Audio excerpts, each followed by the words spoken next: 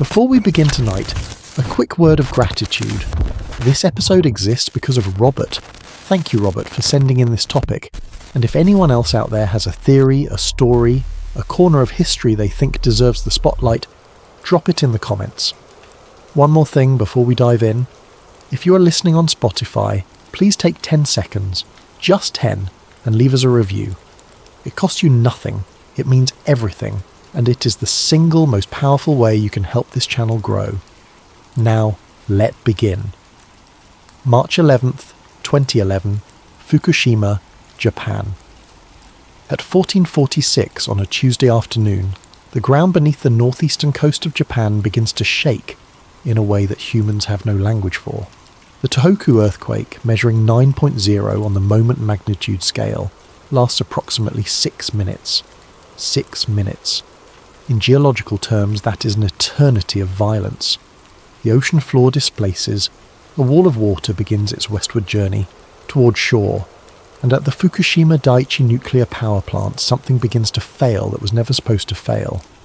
Within hours of the tsunami striking the facility, the cooling systems at 3 of the plant's reactors lose power. The fuel rods begin to overheat, and then, in sequence, Reactor 1, Reactor 3, Reactor 2, the containment structures begin to suffer hydrogen explosions. The world watches. It watches on television, on early smartphones, on laptop screens in offices and living rooms and coffee shops. Radiation detectors in Russia begin to spike. Sensors in California register atmospheric changes. Governments across the Pacific issue potassium iodide advisories. Ocean monitoring buoys transmit anomalous readings.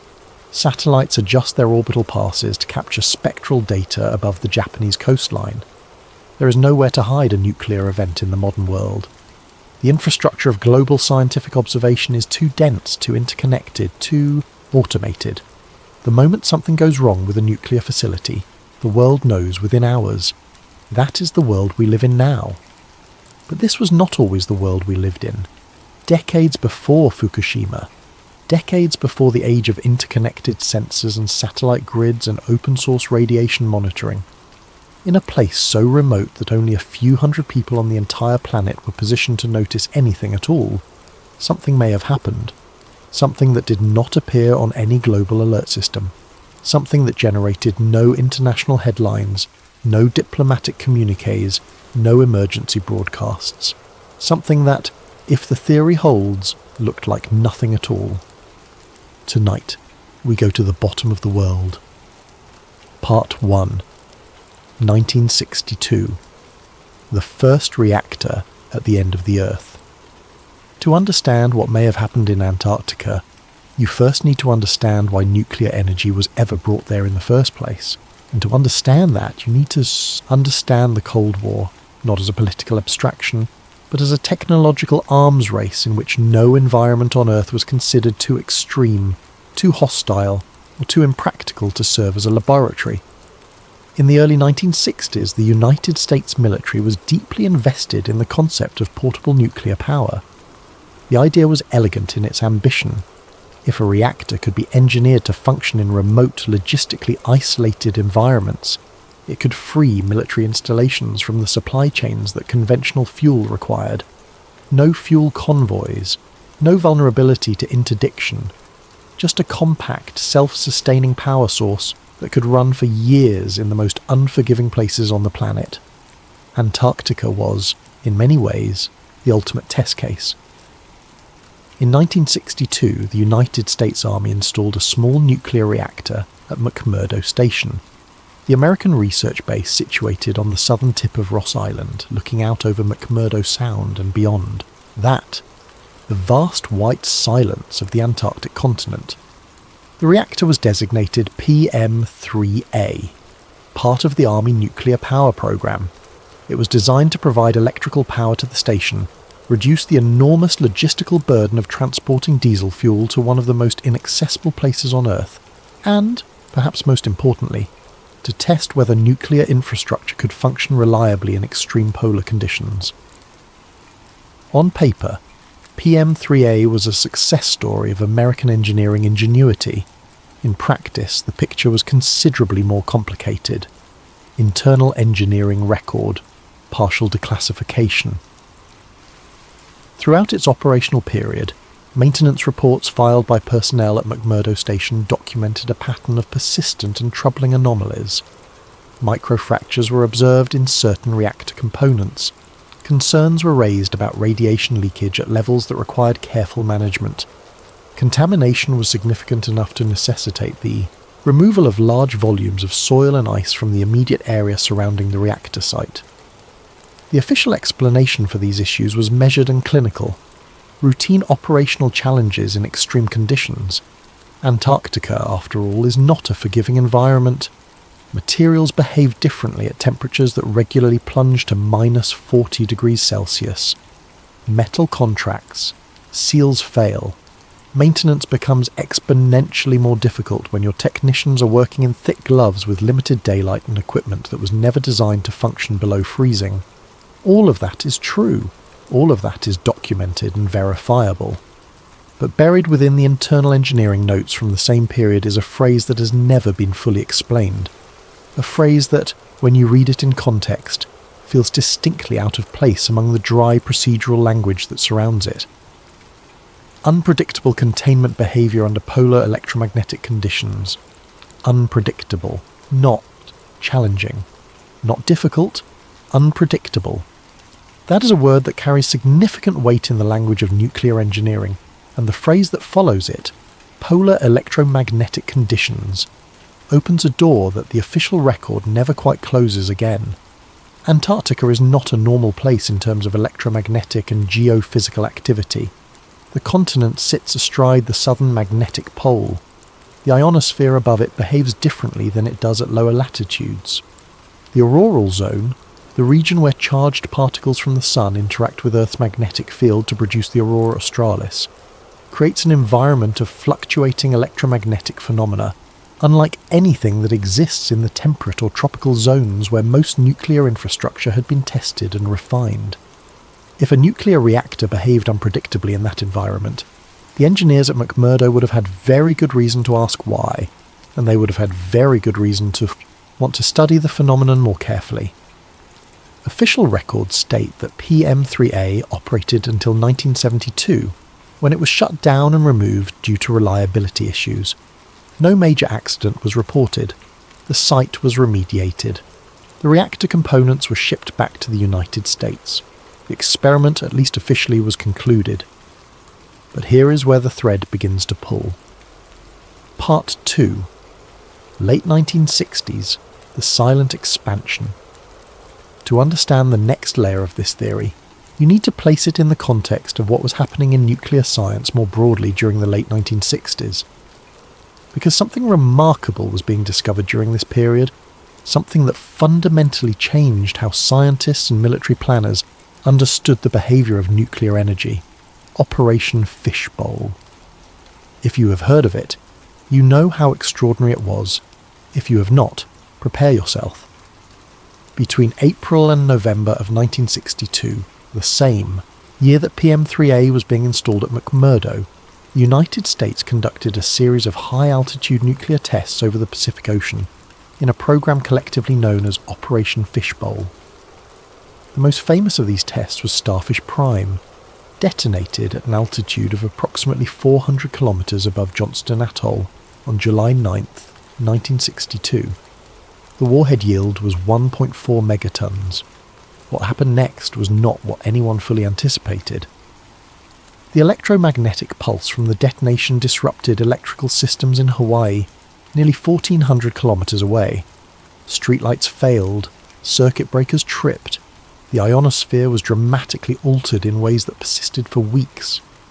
And perhaps most significantly, the detonation created an artificial radiation belt around the Earth, a ring of high-energy electrons trapped in the planet's magnetic field that lasted for months and damaged or destroyed several early satellites. The lesson was clear and startling. Nuclear energy does not behave the same way in every environment. The electromagnetic and geophysical context matters enormously. Outside the atmosphere, in the presence of Earth's magnetic field at altitude, nuclear detonations produce effects that ground-level testing could never have predicted. This discovery sent a ripple through the scientific and military establishments that is difficult to overstate. Consider the position of the scientists and military planners who processed those results in the months and years after Starfish Prime. They had believed they understood nuclear detonations. They had conducted hundreds of tests.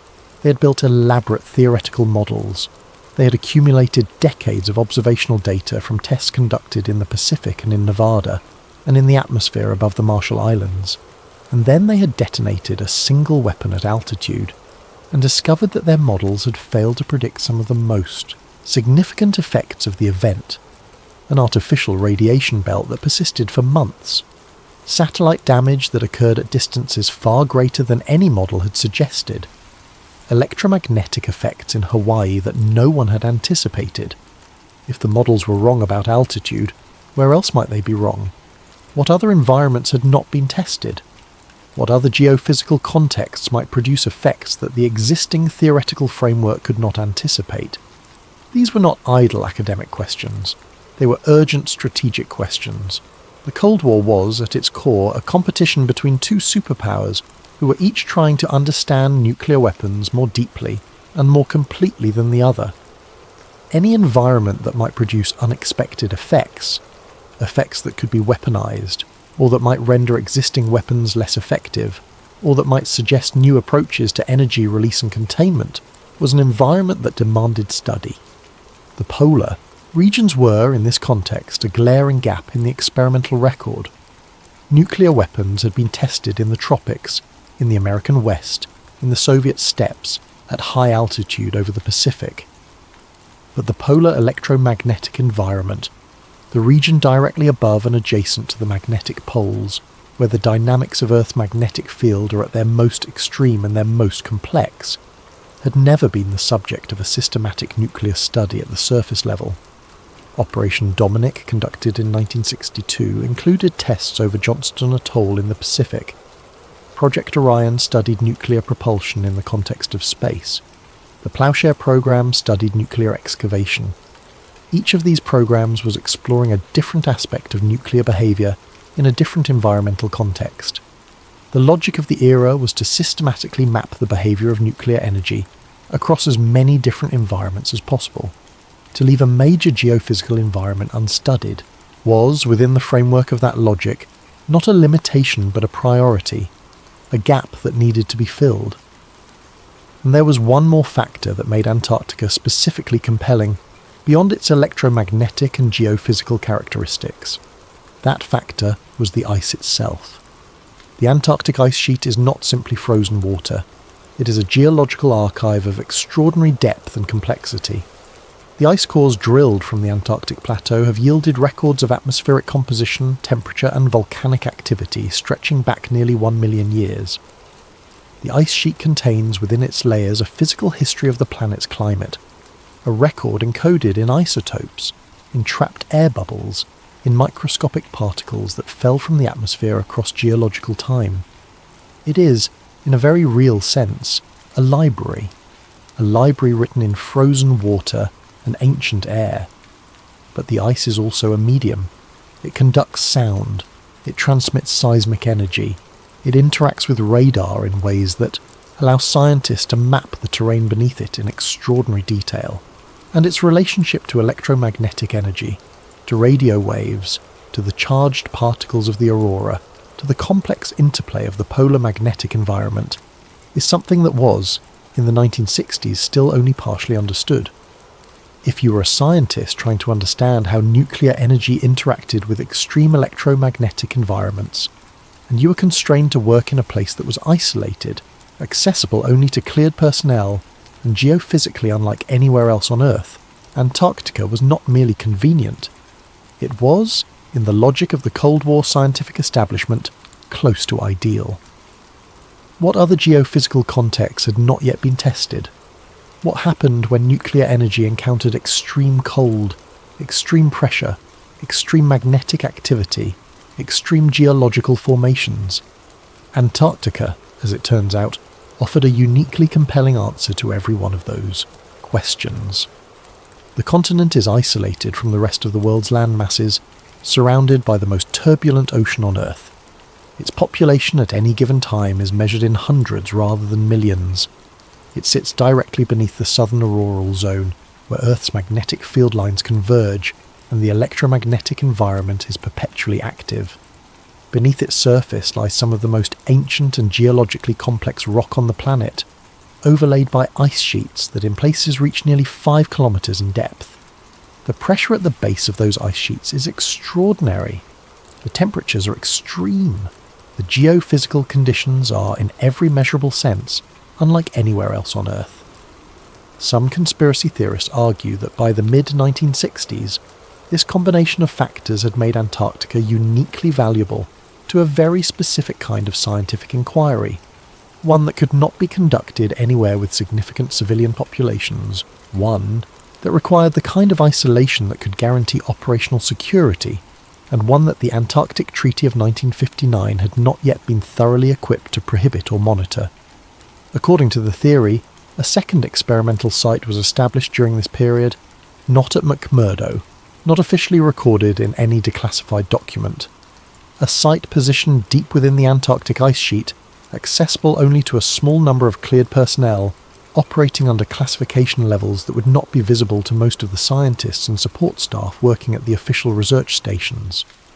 Its purpose, according to those who have pieced together fragments of the theory from partial documents, declassified Cold War archives, and the accounts of former personnel who spoke in later years with varying degrees of specificity, was to study something very particular, something that the fishbowl tests had raised as an urgent question and left unanswered. How does sustained nuclear energy interact with Earth's magnetic field at the pole itself? What happens when you push that interaction not upward, into the stratosphere, but downward, into the ice, into the rock, into the ancient geological structures that lie beneath Antarctica's frozen surface?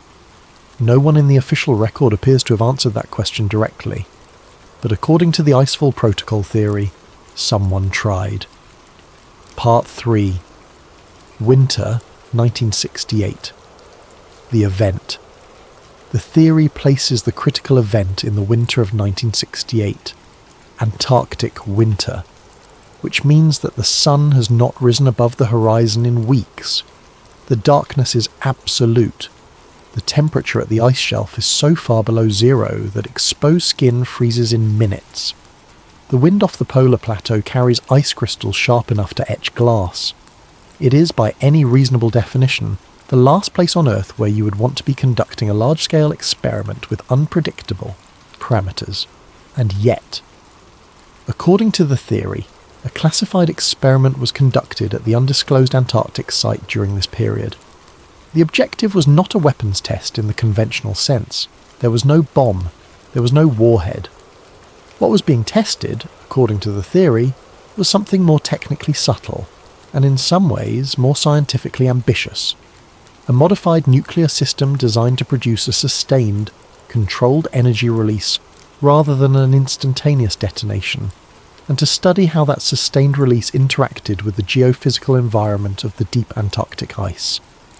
The distinction matters because it explains why what followed looked so different from a conventional nuclear accident. In a typical nuclear event, a reactor meltdown, a test detonation, an accidental criticality, the failure mode is visible. There is heat, there is light, there is physical destruction, there is radiation that propagates outward from the source in ways that can be detected and measured. Chernobyl was catastrophic precisely because it was visible. The graphite fire burned for days. The plume of radioactive material rose high enough into the atmosphere to be detected across Europe within 48 hours. You could not miss it. What the Icefall protocol theory describes is something fundamentally different. Alleged partial report. Source unverified. Fragments only. Unverified witness accounts. Fragmentary, inconsistent in their details, but persistent in their broad outlines. Describe a sequence of events that unfolded over a period of several hours. There was electromagnetic interference of a kind that disrupted communications equipment across a radius that some accounts place at several hundred kilometres. There were communication blackouts at nearby stations that were attributed at the time to atmospheric disturbance. There were visual phenomena in the sky above the test site, not the aurora, which the personnel would have recognised, but something different, something lower, something that moved in ways that did not correspond to the patterns of auroral light. And then, in the internal documentation that the theory draws upon, documentation that remains unverified, that exist in fragments and partial transcriptions rather than confirmed originals, there is a phrase that mirrors, in its register of controlled alarm, the phrase from the McMurdo maintenance reports years earlier. Energy propagation exceeded projected containment parameters. Exceeded. Not by a small margin. Not in a way that was anticipated and planned for. The energy released by the experiment did not behave the way the models predicted. It did not dissipate upward, into the atmosphere, where its effects could be studied and measured. Instead, according to the theory, it propagated in a direction and in a manner that the experimental design had not accounted for. It went down and sideways, through the ice, through the rock, into the ancient geological substrate of the Antarctic continent, interacting with the magnetic and electromagnetic environment of the polar region, in ways that no model had predicted, and no instrument at the site had been calibrated to measure. The experiment, in the coldest and most clinical possible sense, had gotten away from the people conducting it. Unlike a conventional nuclear accident, there was no fireball. There was no visible destruction. There was no plume of smoke rising into the Antarctic sky. The ice around the test site did not melt visibly. The ground did not crack or crater in any way that would be visible from above. From the surface, from a distance, from a satellite photograph or an aerial survey, nothing would have looked wrong at all. That was the problem. And, from a certain perspective, that was also the solution. Part 4. The Aftermath. Containment beneath the ice. When something goes wrong in a classified program, the response follows a predictable logic, not the logic of transparency, not the logic of public safety in the way that those words are ordinarily understood, but the logic of control. The logic of limiting the spread of information to the smallest possible circle of people who need to know, while simultaneously managing whatever physical reality has been created. According to the Icefall protocol theory, the response to the Antarctic event was immediate and comprehensive. The site was sealed. Personnel were evacuated under circumstances that, from the accounts of those who were there, were presented as precautionary and temporary. Data collected during the experiment was classified at a level that placed it beyond the reach of normal review processes. The individuals who had been directly involved were dispersed, reassigned to other programs, other locations, other projects, in a way that prevented any single person from holding a complete picture of what had occurred. It should be noted exactly how classified programs are managed under normal circumstances. The dispersal of knowledge, the compartmentalization of information, the physical separation of personnel after a sensitive operation. These are standard practices, not evidence of wrongdoing in themselves. The theory does not rest on the claim that the response was unusual in its methods. It rests on the claim that the response was disproportionate in its scale, and that the reasons given for the measures taken did not match the measures themselves. Here is where the Icefall protocol diverges most sharply from the template of other Cold War nuclear incidents that have since been declassified and studied. At Chernobyl, the disaster was visible. The response, however inadequate and delayed it was, had to engage with a physical reality that could not be concealed. A destroyed reactor building, a burning graphite fire, a radiation plume spreading across international borders. The containment effort was ultimately a containment of information layered on top of an irreducibly physical event that could not be hidden. The Antarctic event, if it occurred, produced no such irreducible physical evidence at the surface. There was no building to destroy. There was no fire to observe from satellite imagery. There was no plume that would cross into airspace monitored by other nations. What had occurred, if anything, had occurred beneath kilometres of ice and rock, in a place where no independent observer had any reason to look, and no ability to access even if they had. The global impact theory, the most speculative and contested element of the Icefall protocol narrative, suggests that the event did not simply dissipate harmlessly beneath the Antarctic ice. It suggests that the energy released, interacting with the geophysical environment of the polar region, may have produced changes that were subtle, diffuse, and global in their eventual reach, not dramatic. Changes, not the kind of changes that would trigger a monitoring alert or appear obviously in any single data set. Changes to atmospheric chemistry, changes to radiation distribution patterns, changes to the electromagnetic interactions between the Antarctic region and the broader systems of the planet. Antarctica is not a closed system. It is deeply interconnected with the rest of the Earth's climate, ocean, and atmospheric systems. The thermohaline circulation, the great engine of ocean currents that distributes heat and cold and nutrients across the entire planet, passes through the Southern Ocean. The polar vortex above Antarctica influences weather patterns across the Southern Hemisphere and, through complex interactions, into the Northern Hemisphere as well. The ice sheets themselves play a role in regulating global albedo, the planet's reflectivity, which is fundamental to the energy balance of the entire climate system. If something had genuinely altered the geophysical environment of the Antarctic region in 1968, the effects would not necessarily have appeared as a sudden, visible catastrophe. They might have appeared as a very slight, very slow, almost imperceptible drift in systems that were already complex enough that no single cause could easily be identified. They might have been invisible to every monitoring system of the era. They might have been invisible to every monitoring system since. That is the nature of a slow catastrophe. It looks exactly like the background noise of a world that is simply changing, as worlds have always changed. Part 5. 1972. The official closure. In 1972, the PM3A reactor at McMurdo Station was officially shut down. The stated reasons were familiar: logistical challenges, maintenance difficulties, the cost of managing a nuclear facility in such a remote and demanding environment. The reactor components were carefully disassembled and shipped back to the continental United States.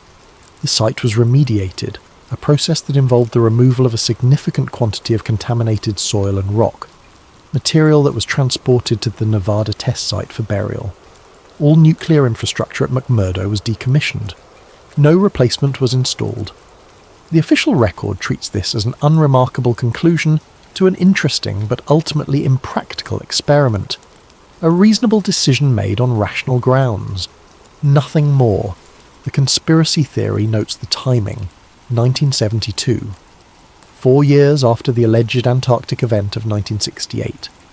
4 years during which, if the theory is correct, the individuals responsible for what had occurred would have had time to assess the full scope of what happened, to determine that no further large-scale experiments in that environment were advisable, and to remove every piece of nuclear infrastructure that might serve as evidence of what had been attempted. The shutdown of PM3A in this reading is not an unremarkable bureaucratic conclusion. It is the final act of a clean-up operation that began in the winter of 1968. The Antarctic Treaty of 1959 had established the continent as a zone of peaceful scientific cooperation, explicitly prohibiting nuclear explosions and the disposal of radioactive waste. That prohibition was always present. But in the years following the late 1960s, according to researchers who have studied the treaty's enforcement history, monitoring and compliance mechanisms became notably more rigorous. The consultative meetings of the treaty parties, which had been relatively low-key in the early years, became more structured, more frequent, and more focused on verification. To those who accept the conventional historical explanation, this is simply the natural maturation of a young international agreement as its parties gained experience and recognized the need for stronger mechanisms. Treaties, like any institutional structure, tend to become more elaborate over time as they encounter the complexity of the real world they were designed to govern. To those who find the Icefall protocol theory compelling, the timing tells a different story. The reinforcement of Antarctic treaty mechanisms in the years following 1968 looks less like routine institutional development and more like a response to a specific recognition, a recognition that something had happened on the continent that the existing framework had been powerless to prevent, and that ensuring nothing similar happened again required a fundamentally different level of oversight. The theory cannot prove that the treaty's evolution was driven by this recognition. It simply notes that the timeline is consistent with it. and in the absence of complete documentation from the period, consistency with the timeline is precisely the kind of circumstantial evidence on which these theories tend to rest. Part 6. Modern Clues. What the ice still knows. Today, Antarctica is arguably the most intensively monitored uninhabited region on the planet.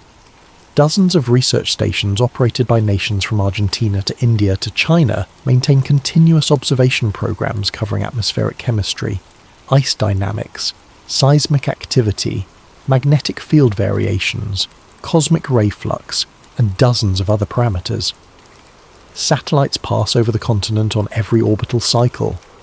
Ice cores drilled from depths reaching more than 3 kilometers provide records of atmospheric conditions stretching back 800,000 years. The continent has been mapped in extraordinary detail from the surface and from the air and from space.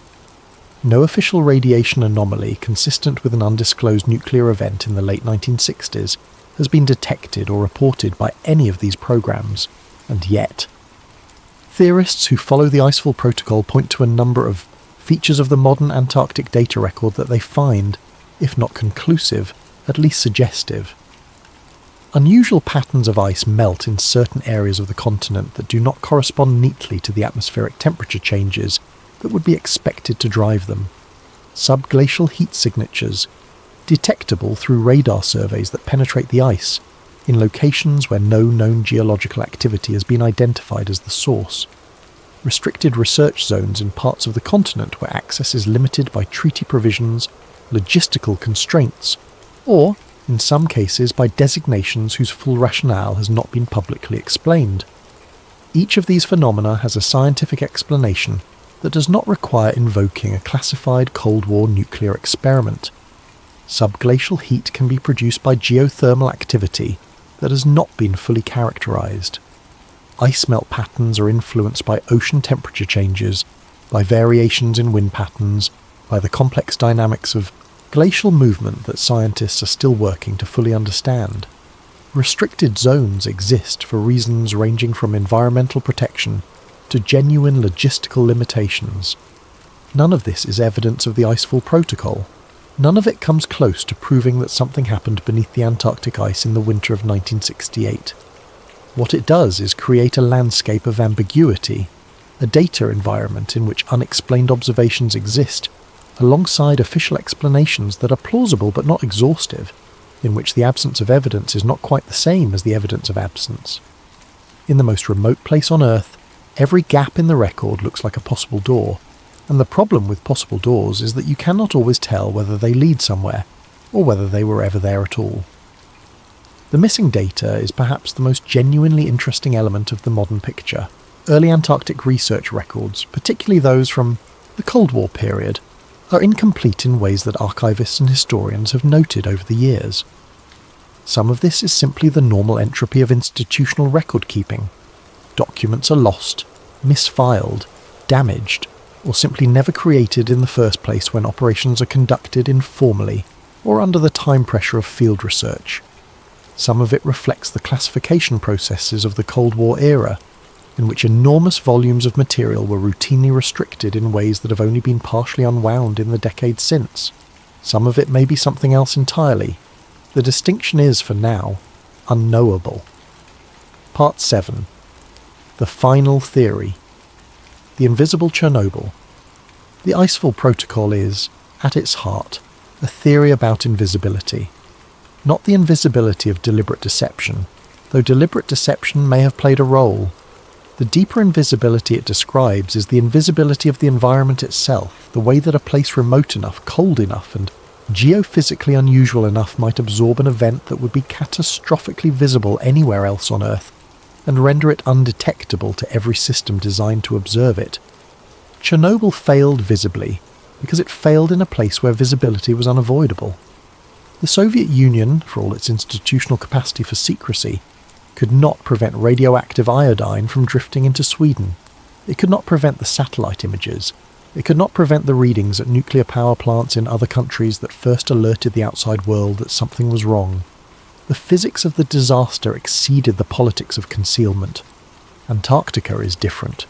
Antarctica might be the one place on Earth where the physics of concealment exceeds the physics of detection, where the ice and the cold and the distance and the electromagnetic complexity of the environment could absorb an event that anywhere else would announce itself unmistakably to the world.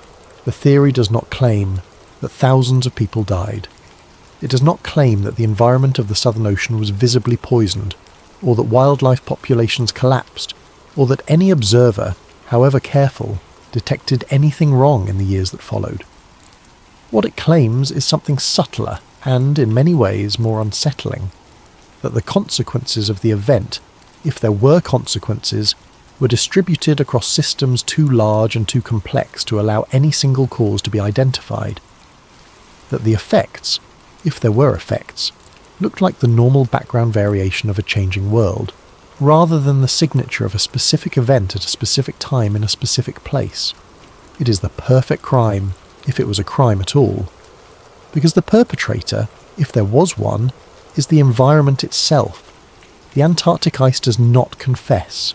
The magnetic field does not leave a paper trail. The deep geological formations beneath the ice sheet do not file reports. Theoretical summary. Icefall.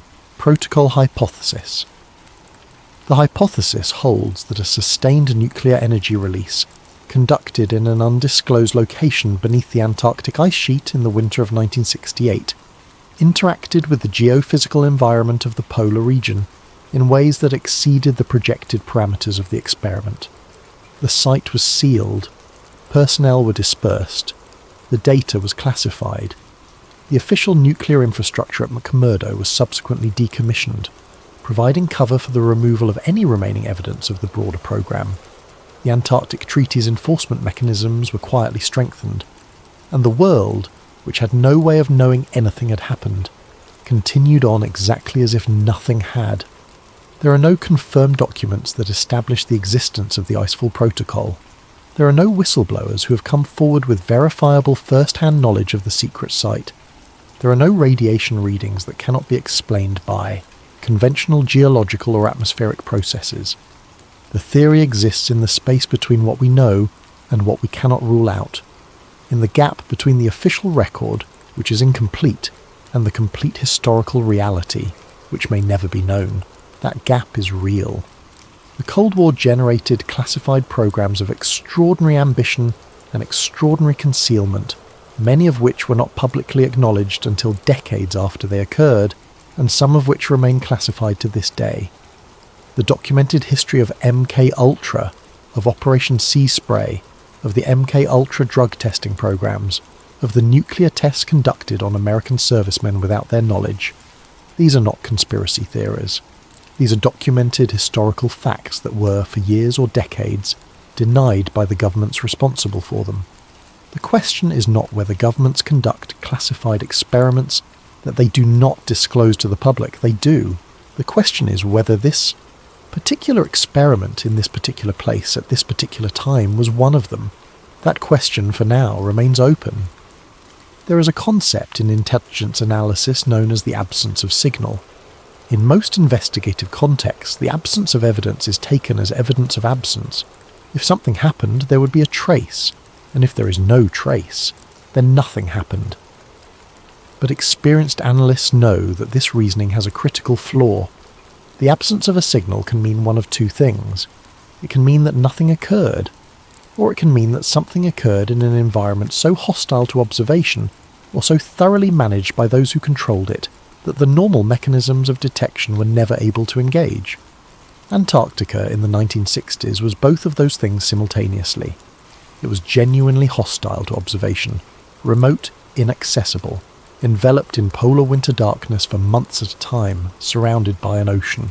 That was itself among the most difficult in the world to navigate or monitor, and it was managed, to the extent that any human presence existed there at all, by a small number of nations operating under the significant secrecy norms of the Cold War era, in which compartmentalization of information was not a bureaucratic inconvenience, but a deeply embedded institutional practice. In that environment, the absence of a signal from the winter of 1968 tells you very little. It might mean nothing happened. It might mean something happened and was never detectable by the instruments of the era. It might mean something happened and was detected, and the detection was classified. It might mean something happened and everyone who knew about it has since died, or has chosen not to speak, or has spoken in ways that did not reach the mainstream record. All of those possibilities exist simultaneously. None can be ruled out with the information currently available, and that ambiguity is not a failure of the theory. It is the theory's most honest and most accurate statement about the nature of the historical record it is trying to interrogate.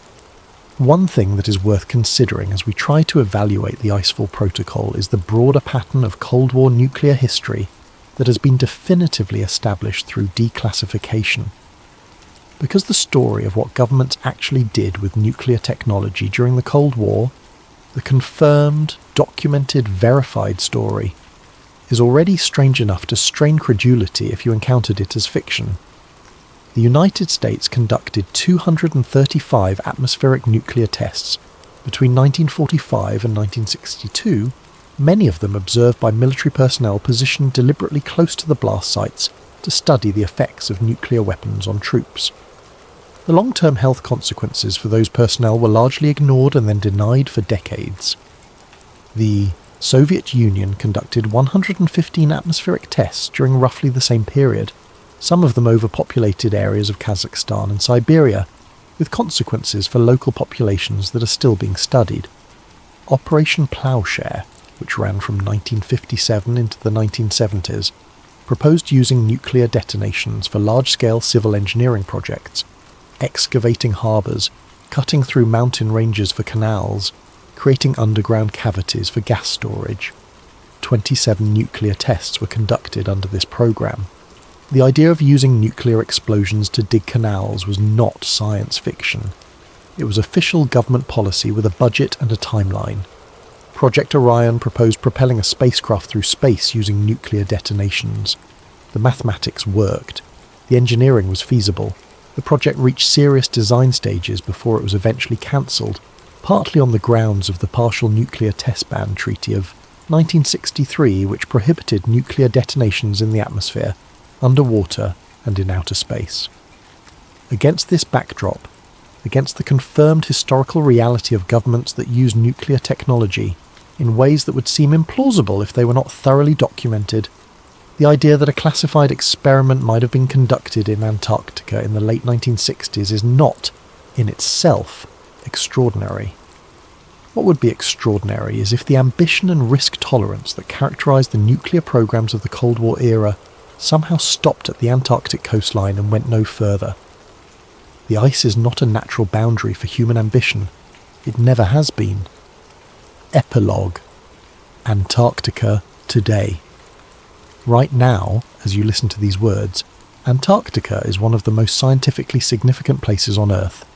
Researchers from dozens of nations are stationed at bases across the continent, conducting work that ranges from climate science and glaciology to astrophysics and marine biology.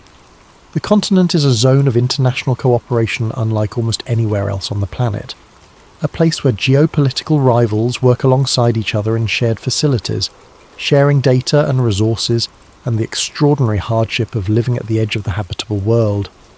It is, officially, the most peaceful continent on Earth. No military installations, no territorial claims recognised by the international community, no nuclear weapons, no nuclear reactors, no classified experiments.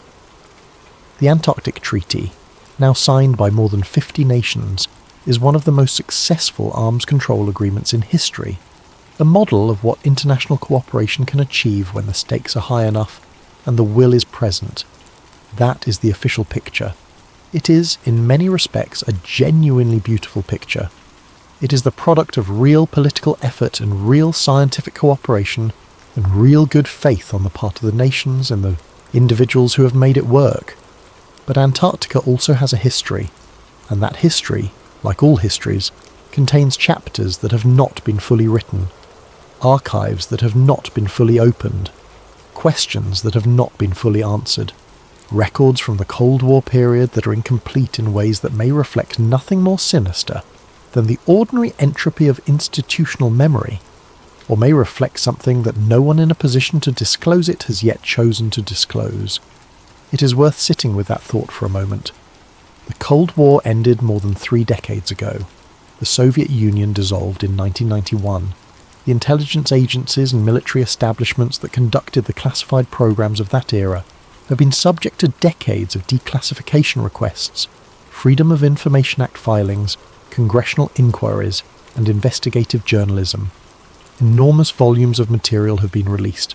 The history of that period is far better, understood now than it was in the years immediately following its conclusion, and yet there are still classified programs from the 1960s that have not been fully disclosed, still documents that remain restricted under national security classifications, still gaps in the record that historians cannot fill because the records that would fill them are not available. This is not a conspiracy theory. It is the documented reality of how government archives work. Some material is released, some is destroyed. Some sits in boxes in federal records facilities, accessible to researchers who know to ask for it, and some remains classified, reviewed periodically by officials who determine, each time they look at it, that it has not yet reached the point of declassification. What sits in those boxes we cannot know. What those periodic reviews have determined, we cannot know. Whether any of those documents bear any relationship to the events described in the Icefall Protocol theory, we cannot know. That is the honest answer.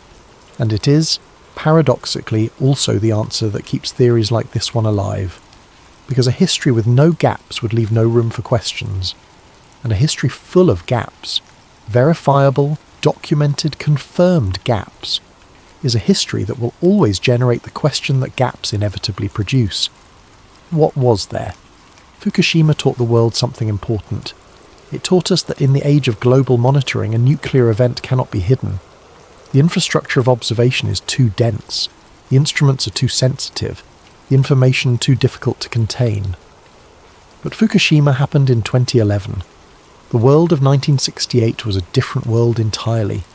A world of fewer satellites, of more fragile communication networks, of vastly larger swathes of the planet that existed, for practical purposes, beyond the reach of any observation at all.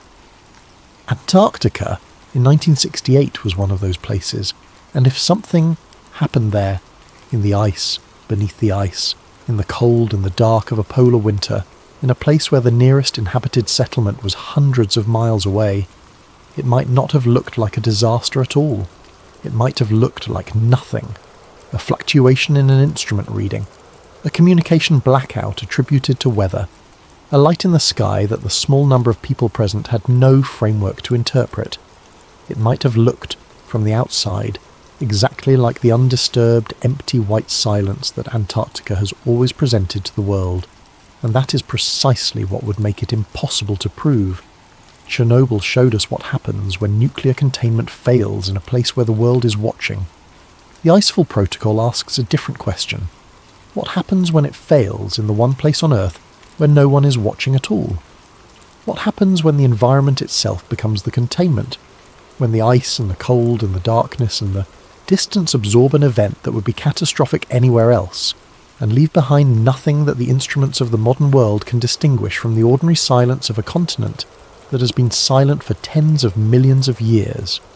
We may never know the answer, and perhaps that is the most Antarctic answer of all. To the sleepy koala army, listening from wherever you are in the world tonight, thank you. Antarctica is 3,000 miles from the nearest major population centre, but the questions it holds are as close as the world we live in. If this episode found you and kept you company through the night, that is everything this channel is for. Drop a comment and tell me where you are listening from. Are you in the southern hemisphere, closer to the ice than most? Are you somewhere in the middle of the world, the continent a distant abstraction? Are you somewhere that gets cold enough in winter to make tonight's story feel a little more real? I want to know. The Sleepy Koala Army spans every time zone on this planet, and that never stops amazing me. Sleep well, stay curious, and remember, the most frightening stories are not the ones that end with an explosion. They are the ones that end with silence. The ice does not speak. It only holds. And what it holds, in its deep layers and its ancient darkness, belongs to time in a way that few human secrets ever do. We drill into it and read its records and learn what the atmosphere contained 800,000 years ago, what volcanoes erupted and what temperatures prevailed, and what particles fell from the sky in the long millennia before any human being had set eyes on the continent. But the ice keeps some things that are harder to read, things that are not encoded in isotopes or air bubbles or volcanic ash, things that left their mark in ways that our instruments have not yet learned to find, or perhaps in ways that were carefully ensured would never be findable at all. That is the final thought the Icefall protocol leaves us with. Not fear, not certainty, not even confident suspicion. Just the awareness that the world we know is built on a foundation that contains more rooms than we have keys to, that the official record is real and important and valuable, and also incomplete in ways that are sometimes accidental and sometimes not, that the Cold War was stranger and more ambitious and more reckless than the sanitized version of history tends to acknowledge, and that Antarctica, sitting at the bottom of the world in its permanent white silence, has been a witness to more of human history than it has ever been asked to testify about. We may never know what it witnessed in the winter of 1968, but the question itself is worth holding, worth sitting with in the quiet of the night, worth carrying into the morning. Because the questions we cannot fully answer are often the ones that tell us the most about the limits of what we know, and about the vast, cold, silent, ancient territory of what we do not. Go gently into the night. Sleep well. The ice will still be there in the morning, keeping whatever it keeps. If something had happened beneath miles of Antarctic ice, it might not look like a disaster at all. It might look like nothing, and that is precisely what would make it impossible to prove.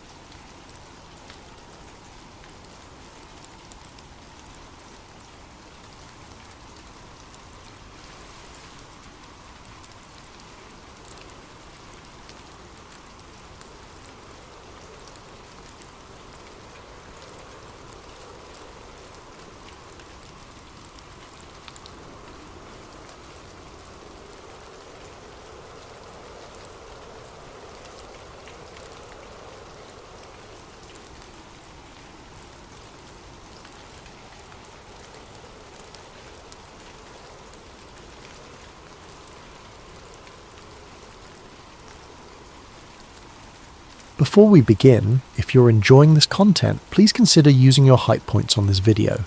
It really helps the channel more than you could possibly know. If you're listening on Spotify, leaving a review helps out so much as well. Also, feel free to comment what time it is for you and where in the world you're listening from, but only if you want to. We absolutely love seeing where everyone is tuning in from. And of course, if you enjoy the content, subscribing really helps us keep bringing you these stories. Now let's get into tonight's investigation. A huge thank you to Justin for suggesting this topic.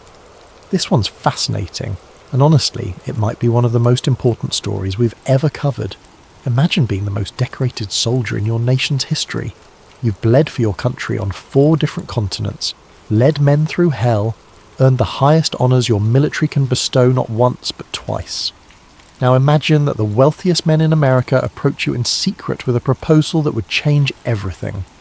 They want you to lead 500,000 armed veterans in a march on the nation's capital. They want you to force the president into submission.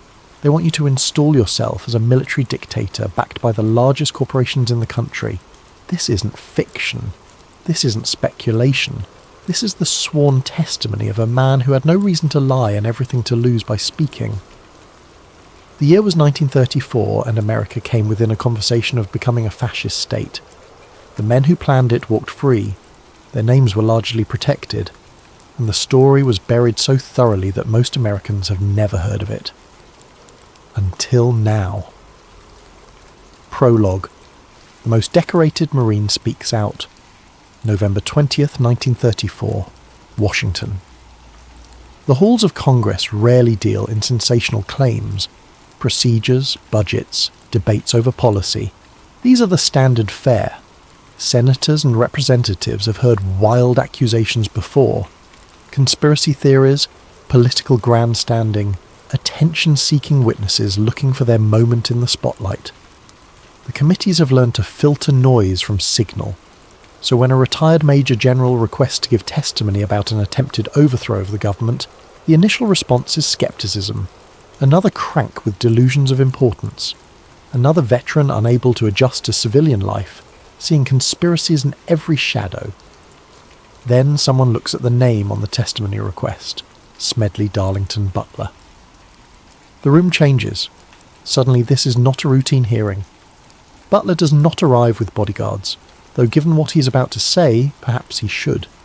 He does not bring lawyers or prepared statements crafted by political handlers. He does not have a book to sell or a political career to launch. He walks in alone, a man in his 50s with the bearing of someone who has spent his entire adult life in service to his country. The committee members know who Butler is. Every military officer in America knows who Butler is. He has earned the Medal of Honor twice. Only a handful of men in American history can make that claim. He has fought in China, Nicaragua, Haiti, and the trenches of World War I. He has commanded thousands of men in combat. He has been offered promotions to the highest ranks and turned them down because he disagreed with the politics behind them.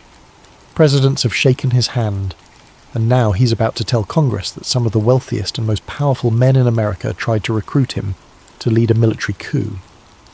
The committee chairman, Representative John McCormack, calls the hearing to order. Butler is sworn in. His voice is steady as he begins to speak, not angry, not fearful, simply factual, the way a military officer delivers a situation report. He provides names: Gerald Maguire, a bond salesman with connections to Wall Street, specific dates: summer of 1933, multiple meetings at his home in Pennsylvania. He describes conversations that began innocuously, about veteran organisations and political influence, that gradually escalated into something far more sinister.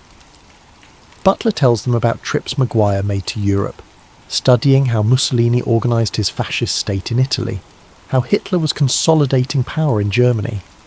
He describes plans to recruit 500,000 veterans, men who trusted him, men who had followed him into battle, men who would follow him one more time. But this time, the battle would not be against a foreign enemy. This time, the battle would be for control of America itself. The plan, as Butler describes it, was sophisticated. Not a violent overthrow, not tanks in the streets, something more subtle. A massive peaceful march on Washington that would nevertheless carry the implicit threat of overwhelming military force. The imagery alone would be powerful. 500,000 trained soldiers, many of them desperate and angry about the Depression, united behind the most famous general in America. And what would they demand? According to Maguire's alleged pitch, they would force President Franklin Roosevelt to appoint a Secretary of General Affairs, a new position that would effectively run the government. Roosevelt would remain as president in name, a figurehead for public consumption. But real power would shift to this new office, and who would hold this position? Butler himself. The committee members lean forward. This is not the rambling of a disturbed mind. This is specific. This is detailed. This is, if true, an actual attempted coup. Butler does not speculate about motives. He does not editorialise. He simply lays out the facts as he experienced them. Who contacted him, what they said, what they offered, what they planned. He tells them he did not agree. That he continued meeting with Maguire, gathering information, trying to understand the full scope of what was being proposed. And that when he finally understood how serious this was, he knew he had only one option: expose it. Butler does not ask for protection. He does not demand action. He simply presents his testimony and waits for Congress to respond. The committee will investigate. They will interview witnesses. They will examine documents. They will attempt to corroborate Butler's extraordinary claims, and in the end they will confirm that discussions about removing President Franklin Roosevelt did indeed take place. They will state explicitly that a fascist organisation was planned and might have been executed, but no one will be prosecuted, no major financiers will be subpoenaed, no corporate executives will face charges, and the story will quietly disappear from the headlines, buried beneath other news, forgotten by a public already overwhelmed by economic catastrophe. This is the story of the business plot, the coup that almost was, the conspiracy that involved some of the most powerful men in America, the warning that we ignored, and the question of whether it could happen again. Chapter 1. America on the Brink. To understand why anyone would even consider overthrowing the American government, you have to understand what America looked like in the early 1930s, and more importantly, you have to understand how terrified the wealthy elite were of what was happening. The Great Depression has destroyed the country, not metaphorically, not in an exaggerated sense. It has genuinely devastated the nation in ways that most modern Americans cannot fully comprehend. Unemployment exceeds 25%. That's 1 in 4 working-age Americans without a job. In some cities, the number is closer to 40%. No unemployment insurance exists, no federal safety net, no food stamps or welfare programs. If you lose your job, you lose everything. Your home, your savings, your future. Banks are collapsing at an unprecedented rate. Between 1930 and 1933, over 9,000 banks fail. 9,000. People's life savings vanish overnight. Elderly couples who spent decades building retirement funds find themselves destitute. Small businesses close because they cannot access credit. Farms are foreclosed by the thousands. Hunger is everywhere. Breadlines stretch for blocks in every major city. Children go to school with empty stomachs. Families survive on bread and watered-down soup. Malnutrition rates skyrocket. People are literally starving in the richest country in the world. Shanty towns spring up on the edges of cities, makeshift communities of cardboard and scrap metal that people sarcastically call Hoovervilles after President Herbert Hoover, who many blame for the crisis. Families live in shacks made from packing crates. Children play in dirt streets. Disease spreads, and the government does virtually nothing. In the summer of 1932, something happens that shakes the nation's confidence even further. Thousands of World War I veterans march on Washington demanding early payment of bonuses they were promised for their service. These are not radicals. These are not communists or anarchists. These are soldiers who fought for America, who risked their lives in France, who came home to a country that thanked them with parades and then forgot about them. Now they are desperate. Many are homeless. Their families are hungry. The bonus payments are not due until 1945, but they need help now. They set up camps in Washington, peaceful protests asking their government for assistance. The government's response reveals how deeply the elite fear popular movements. President Hoover orders the military to clear the camps. General Douglas MacArthur, who will play his own role in conspiracy theories throughout his career, leads the operation. Tanks roll through the streets of Washington. Soldiers use tear gas on veterans. Cavalry charges disperse crowds. The camps are burned. Men who fought for their country are treated like enemy combatants. This event is critical to understanding the business plot. It proves that the military will fire on American citizens if ordered. It demonstrates that when the establishment feels threatened, it responds with force, and it creates a deep reservoir of anger among veterans that men like Butler could potentially tap into. This is the America that Franklin Delano Roosevelt inherits when he takes office in March 1933. Roosevelt moves fast.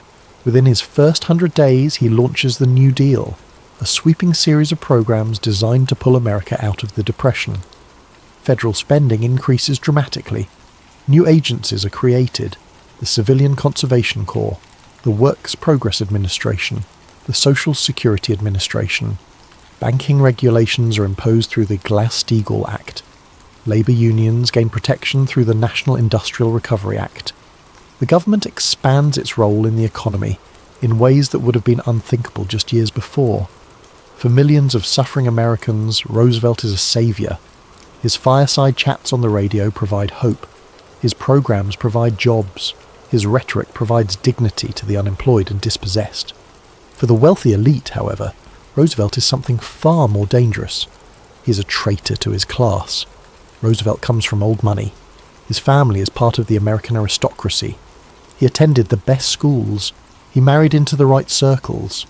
By all rights, he should be defending the interests of his class against the demands of the masses.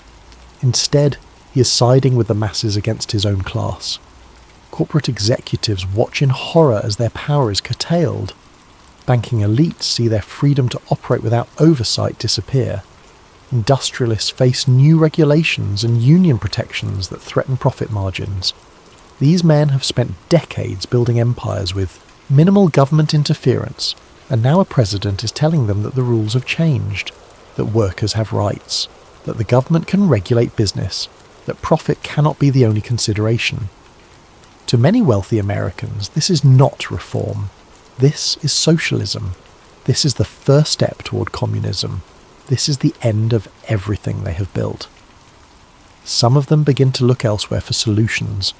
Across the Atlantic Ocean, a different kind of government is rising.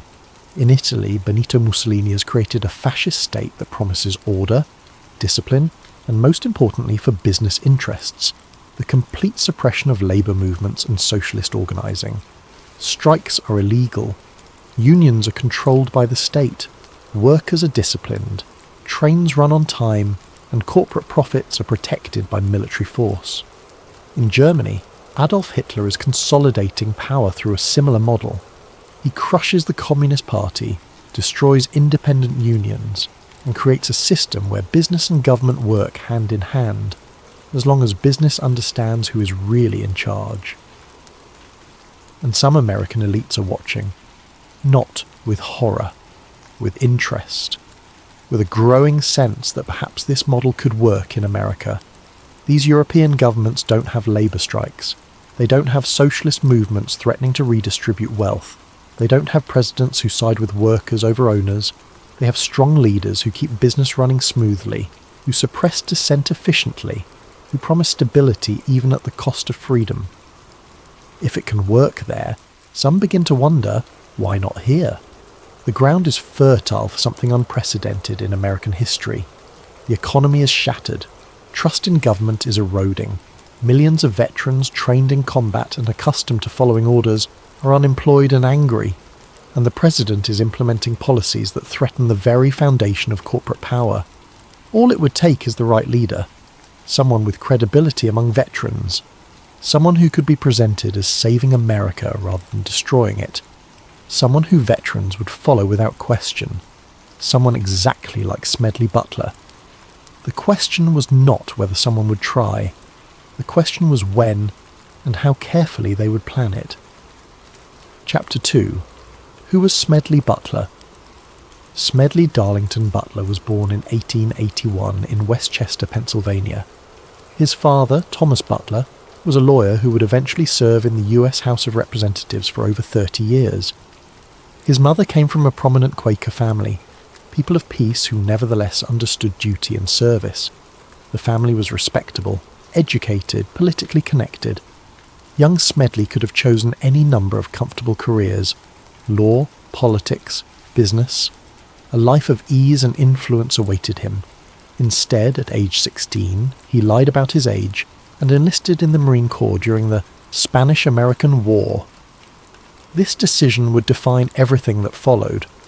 Butler's military career reads like something out of an adventure novel, except every word is documented military history. He serves in Honduras, Nicaragua, Panama, Mexico, Haiti, and China. He fights in the Boxer Rebellion, where foreign powers carve up China like a pie, and Butler sees firsthand how military force serves economic interests. He participates in the occupation of Veracruz during the Mexican Revolution. He helps suppress rebellions in Haiti, an occupation that will later haunt his conscience. He earns the Medal of Honor not once, but twice. The first comes in 1914 during the Veracruz incident. The second comes in 1915 in Haiti. He is one of only 19 men in American history to receive this distinction twice. Even among this elite group, Butler stands out for the sheer number of combat situations he survives. Stories about Butler become legend among Marines. Once, while fighting in Haiti against rebel forces, he personally led his men in an assault on a fortress built into a mountain. The approach was up a sheer cliff face under heavy fire. Butler climbed ahead of his troops, drawing fire, refusing to order men into danger he wouldn't face himself. When they took the fortress, Butler's uniform was torn and burned from bullets that nearly killed him. Another time, during an operation in China, Butler learned that a railway was being used to transport rebel reinforcements. Rather than engage in a prolonged battle, he simply had his men tear up several miles of track overnight. The reinforcements never arrived. The rebellion collapsed without a major fight. But Butler is more than just brave. He is genuinely concerned about his men in a way that is unusual for officers of his era. He fights constantly for better conditions, better equipment, better pay. He personally inspects food supplies and medical facilities. He writes letters to the families of men killed under his command. Marines under his command know that their general will not waste their lives unnecessarily, and that he will be right there with them when danger comes. By the 1920s, Butler is one of the most famous military figures in America. He is appointed Director of Public Safety in Philadelphia, where he attempts to clean up rampant corruption in the police department.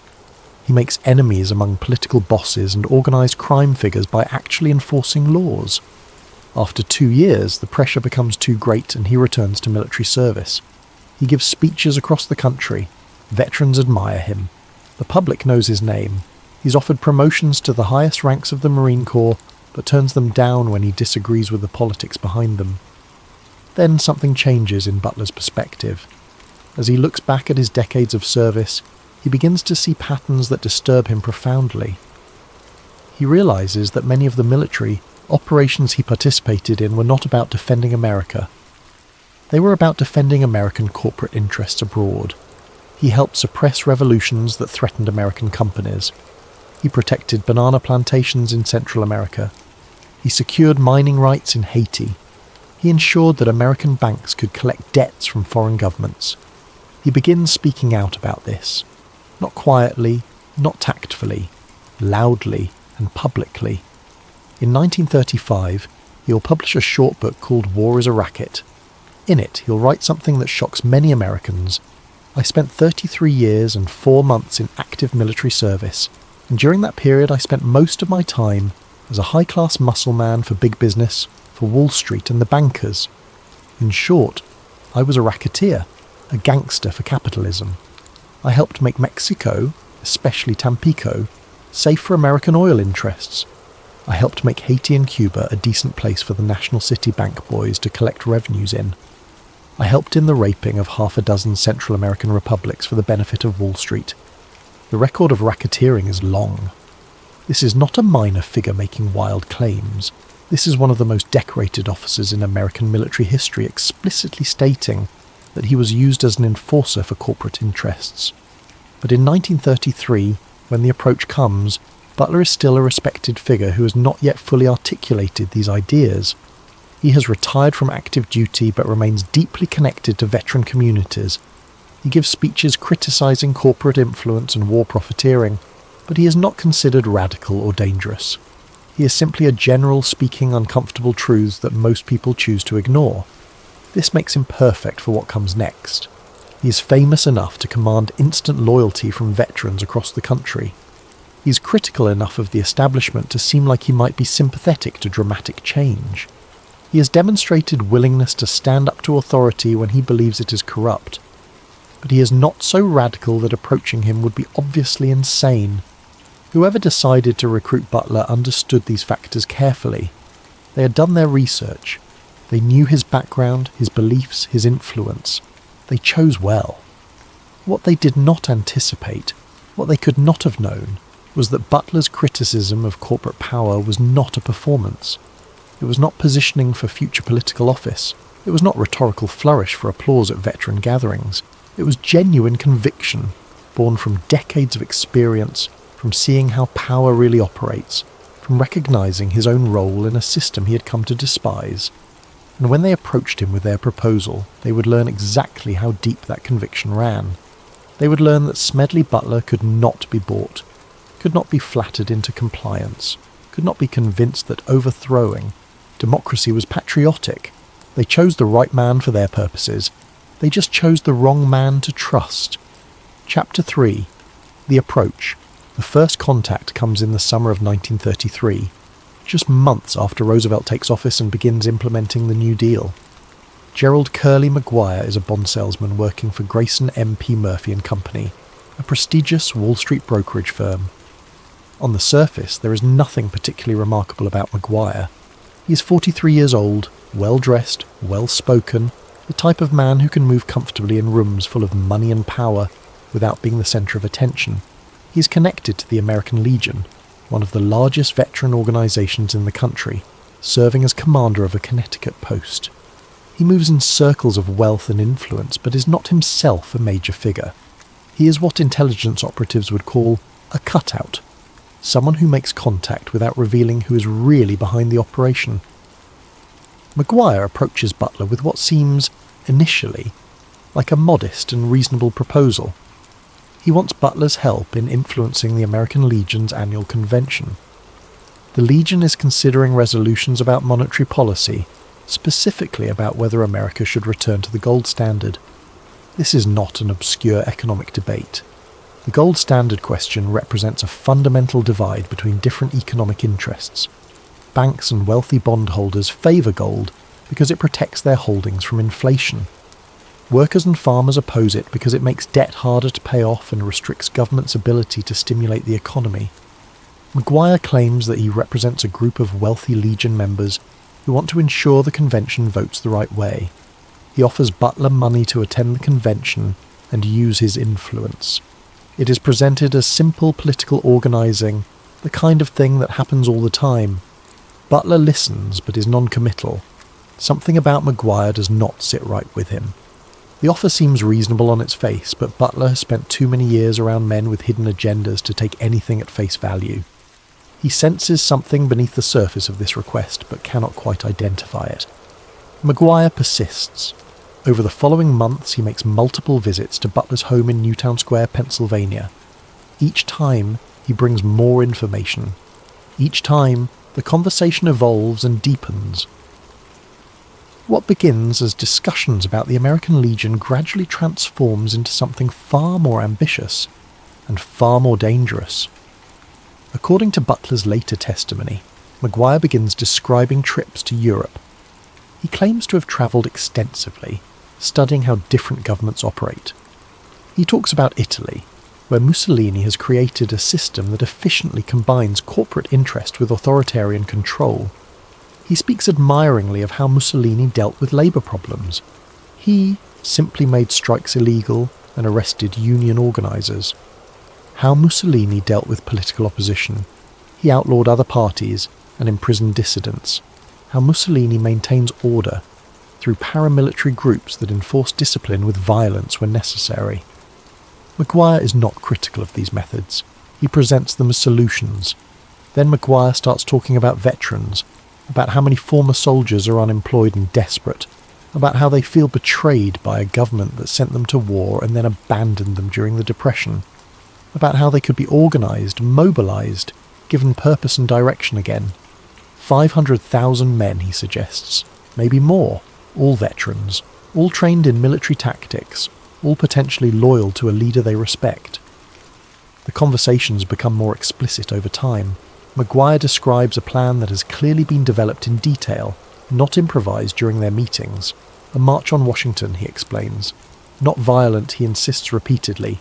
Peaceful, but overwhelming. 500,000 veterans descending on the capital in a show of force that cannot be ignored. The imagery alone would be powerful.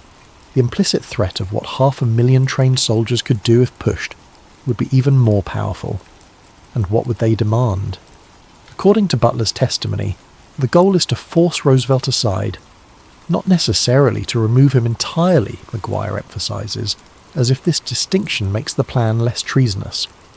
The president would remain as a figurehead, someone to give speeches and attend ceremonies, but real power would shift to a new position, Secretary of General Affairs, a person who would effectively run the government, make the actual decisions, control policy, while Roosevelt remains as a symbolic leader for public consumption.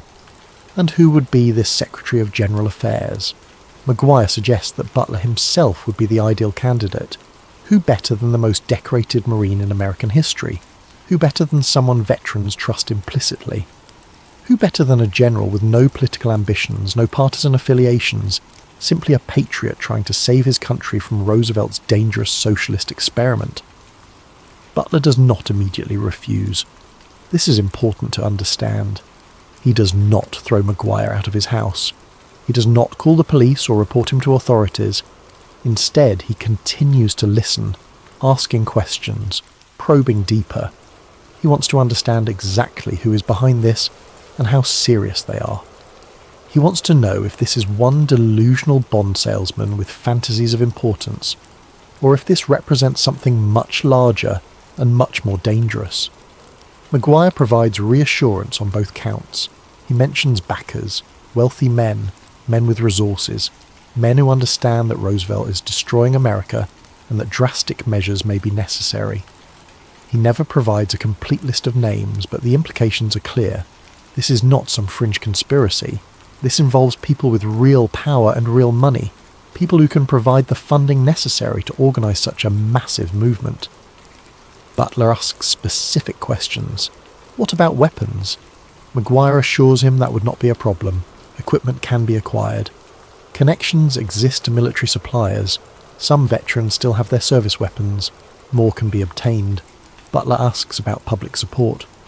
Maguire insists that millions of Americans are ready for change, that the New Deal is destroying individual liberty, that strong leadership is necessary to prevent complete economic collapse or communist revolution. He frames the coup not as overthrowing America, but as saving it. Butler asks about the military. What happens when regular army units are ordered to stop 500,000 veterans? Maguire seems confident this will not be a problem. Many officers, he suggests, are themselves unhappy with Roosevelt. The military may not interfere, and if they do, the presence of so many veterans makes violent suppression politically impossible. But Butler is not convinced. Or rather, he is convinced that something serious is being planned. But he is not convinced that it is right. He is not convinced that replacing democracy with dictatorship, even a supposedly benevolent one, is acceptable. He's not convinced that men who wear nice suits and speak about patriotism are actually patriots rather than oligarchs protecting their wealth. He continues meeting with Maguire throughout late 1933 and into early 1934, gathering information, learning more about the conspiracy. And all the while, a decision is forming in his mind about what he will do with this information. Maguire has no idea that every conversation is being remembered, every detail filed away, every name and connection noted. He believes he is successfully recruiting Butler. He believes the general's questions indicate interest rather than investigation. He is wrong. Butler is gathering evidence, building a case, preparing to do the one thing that will stop this plot before it can truly begin. He is preparing to expose it all. Chapter 4. Following the money. If Gerald Maguire was simply a rogue bond salesman with delusions of grandeur and no real backing, Butler's story would be interesting but ultimately insignificant. A strange historical footnote about one man's fantasy taken too seriously. What makes the business plot compelling, what makes it genuinely disturbing, is the evidence that Maguire had access to substantial resources and connections to some of the most powerful interests in America. Let's follow the money. Maguire works for Grayson MP Murphy and Company, a Wall Street brokerage firm with deep connections to America's financial elite. Grayson Murphy himself is not just a businessman. He's a director of Guarantee Trust Company, which has close ties to J.P. Morgan. He's a director of Bethlehem Steel, one of the largest industrial corporations in America. He served as a military officer in World War I, giving him connections to the veteran community. He moves effortlessly between worlds of finance, industry, and military affairs. J.P. Morgan Jr., son of the legendary financier, runs one of the most powerful banking institutions in the world. The Morgan interests control or influence dozens of major corporations, railroads, utilities, and financial institutions. When Roosevelt implements banking reforms, when he pushes for greater regulation, when he supports higher taxes on the wealthy, the Morgan interests are among those most directly threatened. But the connections go deeper and become even more intriguing. In August 1934, just months before Butler testifies to Congress, a new organisation forms called the American Liberty League. Its stated purpose is to oppose the New Deal and advocate for free enterprise and limited government.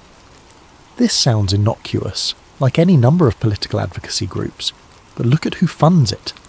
The DuPont family contributes heavily. Pierre DuPont, Irénée DuPont, and Lamont DuPont are all involved. The DuPonts control DuPont Chemical, one of the largest corporations in America. They also control General Motors through extensive stock holdings. John Jacob Raskob joins as a major supporter. Raskob is a former chairman of General Motors and a former chairman of the Democratic National Committee, a man with connections spanning business and politics. Alfred Sloan, president of General Motors, becomes involved. Andrew Mellon, one of the wealthiest men in America and former Secretary of the Treasury, lends his name. Executives from Standard Oil, Goodyear Tire, and dozens of other major corporations join. These are not fringe figures. These are not minor businessmen angry about taxes. These are titans of American industry who collectively control a substantial portion of the American economy. The American Liberty League operates openly, publishing materials opposing the New Deal, lobbying against specific policies, giving speeches about the dangers of expanding government power. This is legal. This is protected speech. There is nothing inherently sinister about wealthy people advocating for their economic interests through legitimate political channels. But historians note the timing. The Liberty League forms right around the time Butler goes public with his allegations about a fascist plot. Its membership includes exactly the kind of corporate interests who would have been most threatened by Roosevelt's policies. And its rhetoric often echoes the themes Maguire allegedly discussed with Butler. That Roosevelt is destroying American freedom, that strong action may be necessary to save the country, that business interests must organise to protect themselves. Was the Liberty League connected to the plot Butler described? No direct evidence proves this, but the overlap is impossible to ignore. Butler's testimony includes other details that suggest serious backing beyond Maguire's personal resources. Maguire claimed to have travelled to Europe specifically to study fascist governments and how they organise paramilitary movements. Such a trip would require substantial funding and clear purpose. Business travellers don't casually spend months touring Italy and Germany studying political systems. Congressional investigators later confirmed that Maguire did indeed make these European trips. This is documented fact, not speculation. So he had access to money for extended international travel during the Depression, when most Americans could barely afford food. Maguire allegedly spoke to Butler about access to weapons and equipment for equipping hundreds of thousands of veterans. Either this was complete fabrication, or he had connections to military suppliers and confidence that funding would be available. He discussed specific plans for organising veteran groups, strategies for recruitment, logistics for moving masses of people to Washington. This level of detail suggests either serious planning or an impressively elaborate fantasy. The Congressional committee that later investigated found Maguire's story partially corroborated. They confirmed he had made trips to Europe. They confirmed conversations between Maguire and Butler took place exactly as Butler described. They found evidence of discussions about organising veterans for political purposes. What they did not find, or at least did not make public, was direct documentation of funding sources or explicit approval from major corporate figures. No paper trail connected specific wealthy individuals to the plot. No documents surfaced showing corporate board meetings where overthrowing the government was discussed. This is where the conspiracy deepens rather than dissolves, because the absence of evidence is not necessarily evidence of absence, especially when dealing with sophisticated people who understand how to insulate themselves from risk. Powerful people do not write memos about treason. They do not create paper trails connecting them to coup attempts. They use intermediaries, cutouts, people like Maguire who can make contact without revealing who is really behind the operation. If the plot succeeds, the real backers reveal themselves and reap the rewards. If it fails, the intermediary takes the fall while the masterminds remain untouchable.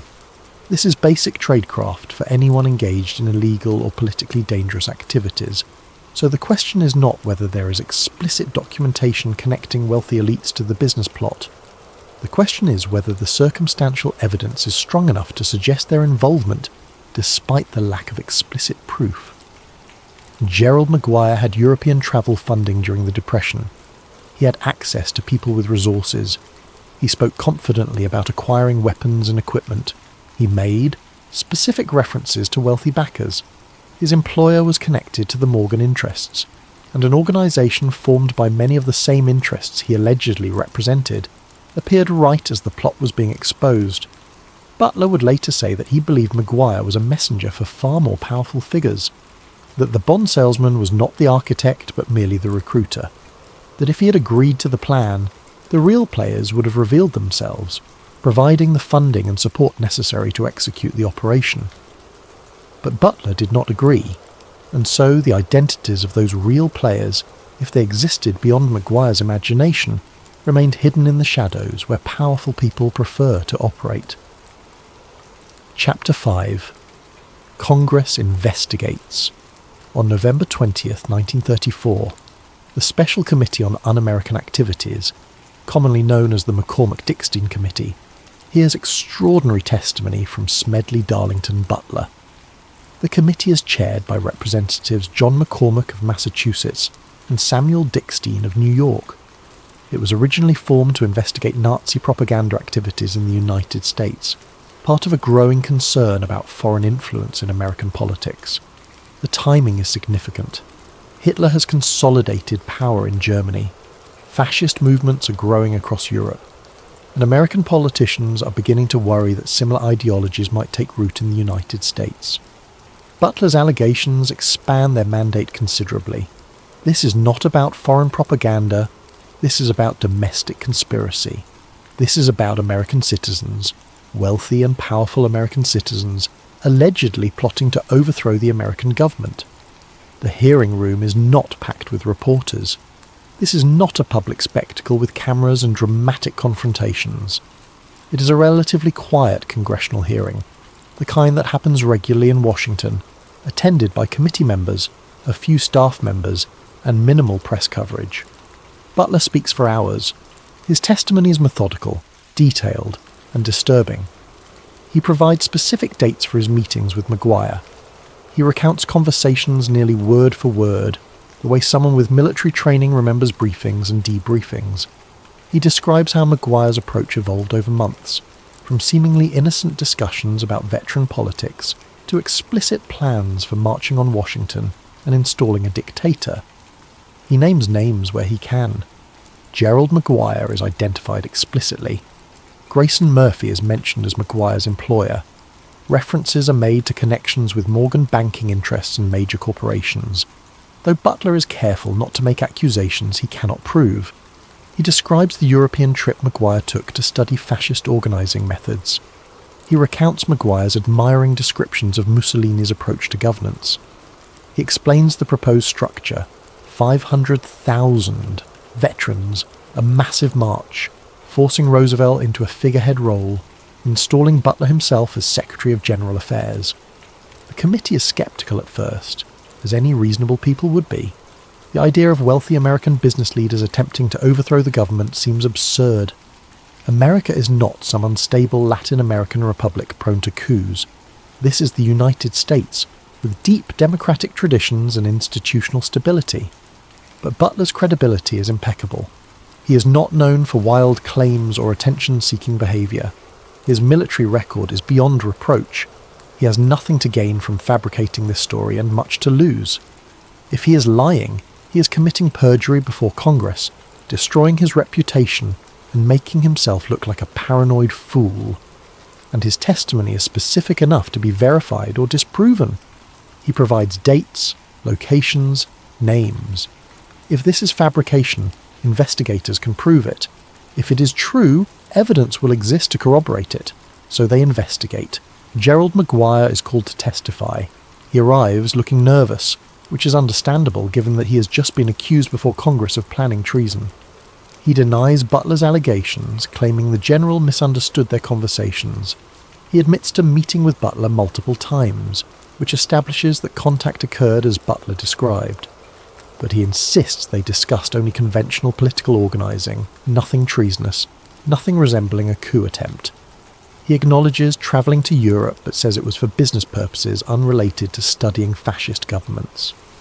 He admits connections to Wall Street and major corporations, but frames these as normal business relationships, not conspiracy. His testimony is careful. He does not directly call Butler a liar, which would be risky given Butler's reputation. Instead, he suggests misunderstanding, misinterpretation, conversations taken out of context. But there are problems with Maguire's denials. Investigators confirm details that corroborate Butler's version. They verify Maguire's European trips occurred when and where Butler said they did. They find evidence that Maguire did indeed have conversations about organising veterans for political purposes. They discover that Maguire had access to funding and connections that go beyond what a simple bond salesman would normally possess. Other witnesses are interviewed. Some corroborate parts of Butler's story. Paul Comley French, a journalist who accompanied Butler to one meeting with Maguire, testifies that Maguire did indeed discuss plans for a veterans' march on Washington. This is crucial. Butler is not the only person who heard these things. An independent witness confirms key elements of the story.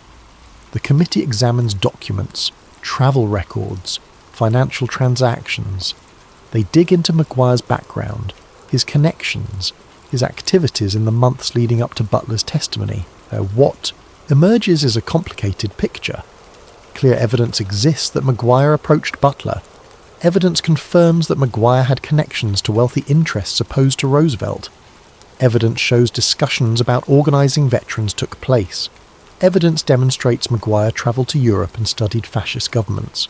But direct proof of a concrete operational plan to overthrow the government remains elusive. No written plans surface, no smoking gun documents appear, no major financiers step forward to admit involvement or testify about what they knew. This is where the investigation reaches its limits. Either the conspirators were sophisticated enough to avoid creating evidence, or the conspiracy was more talk than action. Wealthy men entertaining dangerous fantasies without committing to actual treason. In February 1935, the committee releases its report. The language is carefully worded but extremely significant for anyone who reads closely.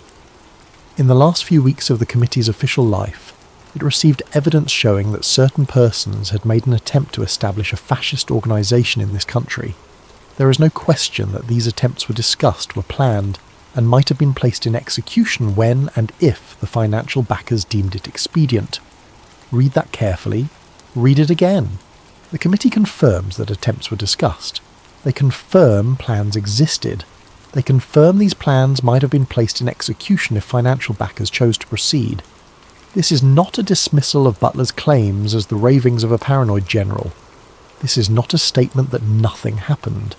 This is an explicit confirmation that a fascist organisation was planned and could have been executed. Yet the report carefully avoids naming most of the people allegedly involved. References to certain persons and financial backers remain vague. The names of major corporate figures are largely omitted. The full extent of who was involved, how much money was available, how far planning had progressed, all of this remains obscured, and most remarkably, no criminal charges follow. No subpoenas are issued for the major business figures whose names appeared in testimony. No prosecutions occur. The Justice Department takes no action. The investigation simply ends. The committee disbands. The story fades. Why? Several theories exist. Some suggest Roosevelt decided that prosecuting wealthy business leaders during a depression would destabilize the economy further. Others argue that evidence was insufficient for convictions, that without documentation explicitly showing conspiracy to commit treason, criminal charges would fail. Still others believe that powerful interest had enough influence to ensure the matter was quietly buried, that threats were made, pressure was applied, and people with something to lose made sure the investigation went only so far and no further. What is undeniable is that Congress confirmed something serious happened. something that involved planning to establish a fascist organisation, something that might have been executed, and then Congress, the Justice Department, and the Roosevelt administration all decided to let it go. Butler continues speaking publicly about the plot, giving speeches, granting interviews, but media attention dwindles rapidly. He becomes, in many circles, dismissed as someone who perhaps exaggerated a minor incident into a major conspiracy. But the Congressional record remains. The testimony is preserved. The committee's conclusion stands, recorded in official documents. Something was planned. Something serious. Something that came closer to happening than most Americans will ever realize. And the people responsible walked free. Chapter 6. The Media Silence. One of the most puzzling and revealing aspects of the business plot is how quickly it disappeared from public consciousness. A decorated general testifies under oath that wealthy interests tried to recruit him for a coup. Congress investigates and confirms that discussions about establishing a fascist organisation took place. Yet within weeks, the story is barely mentioned in major newspapers, and within months, it is almost completely forgotten. This is not how major political scandals normally work. When the Teapot Dome scandal broke in the 1920s, revealing corruption in the Harding administration, newspapers covered it for years. When organised crime figures made headlines, the stories ran for months. When labour disputes turned violent, front-page coverage continued until the situation's resolved. But the business plot? After the initial reports when Butler first makes his allegations, coverage drops off dramatically. And the coverage that does exist is often dismissive or sceptical rather than investigative. Initial coverage exists. When Butler first makes his allegations public in November 1934, some newspapers report them. But the tone is revealing. Headlines suggest Butler might be confused or exaggerating. Editorial commentary questions whether a serious plot actually existed. Some papers treat it as a curiosity rather than a potential constitutional crisis. The New York Times, one of the most influential papers in the country, covers the story but treats it with clear skepticism.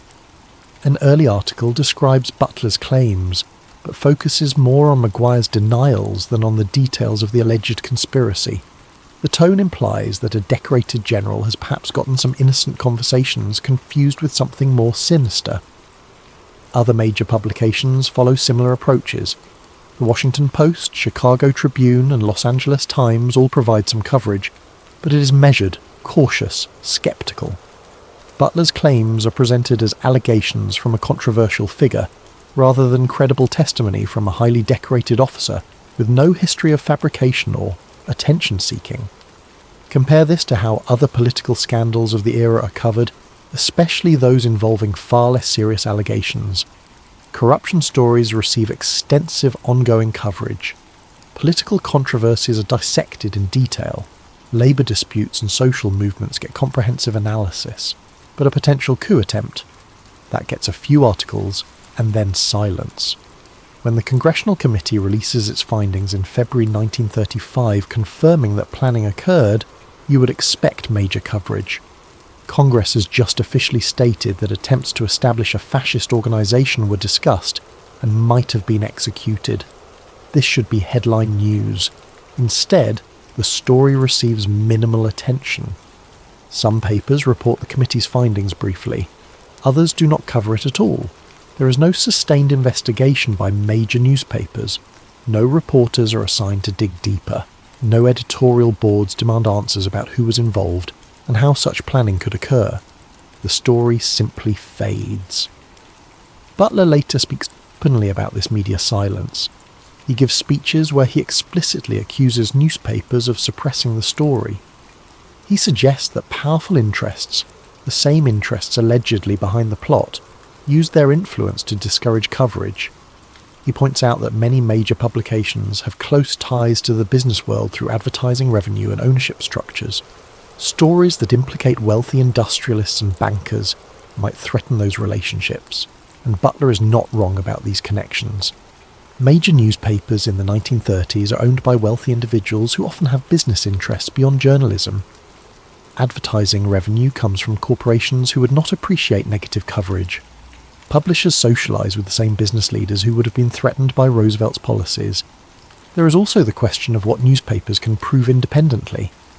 Butler's testimony is credible, but he is describing private conversations and meetings. Maguire denies the allegations. Other potential conspirators are never definitively identified in public reporting.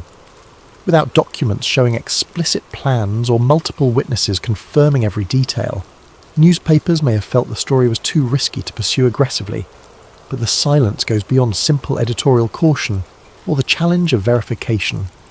Some reporters who try to follow the story encounter unusual roadblocks. Sources refuse to talk.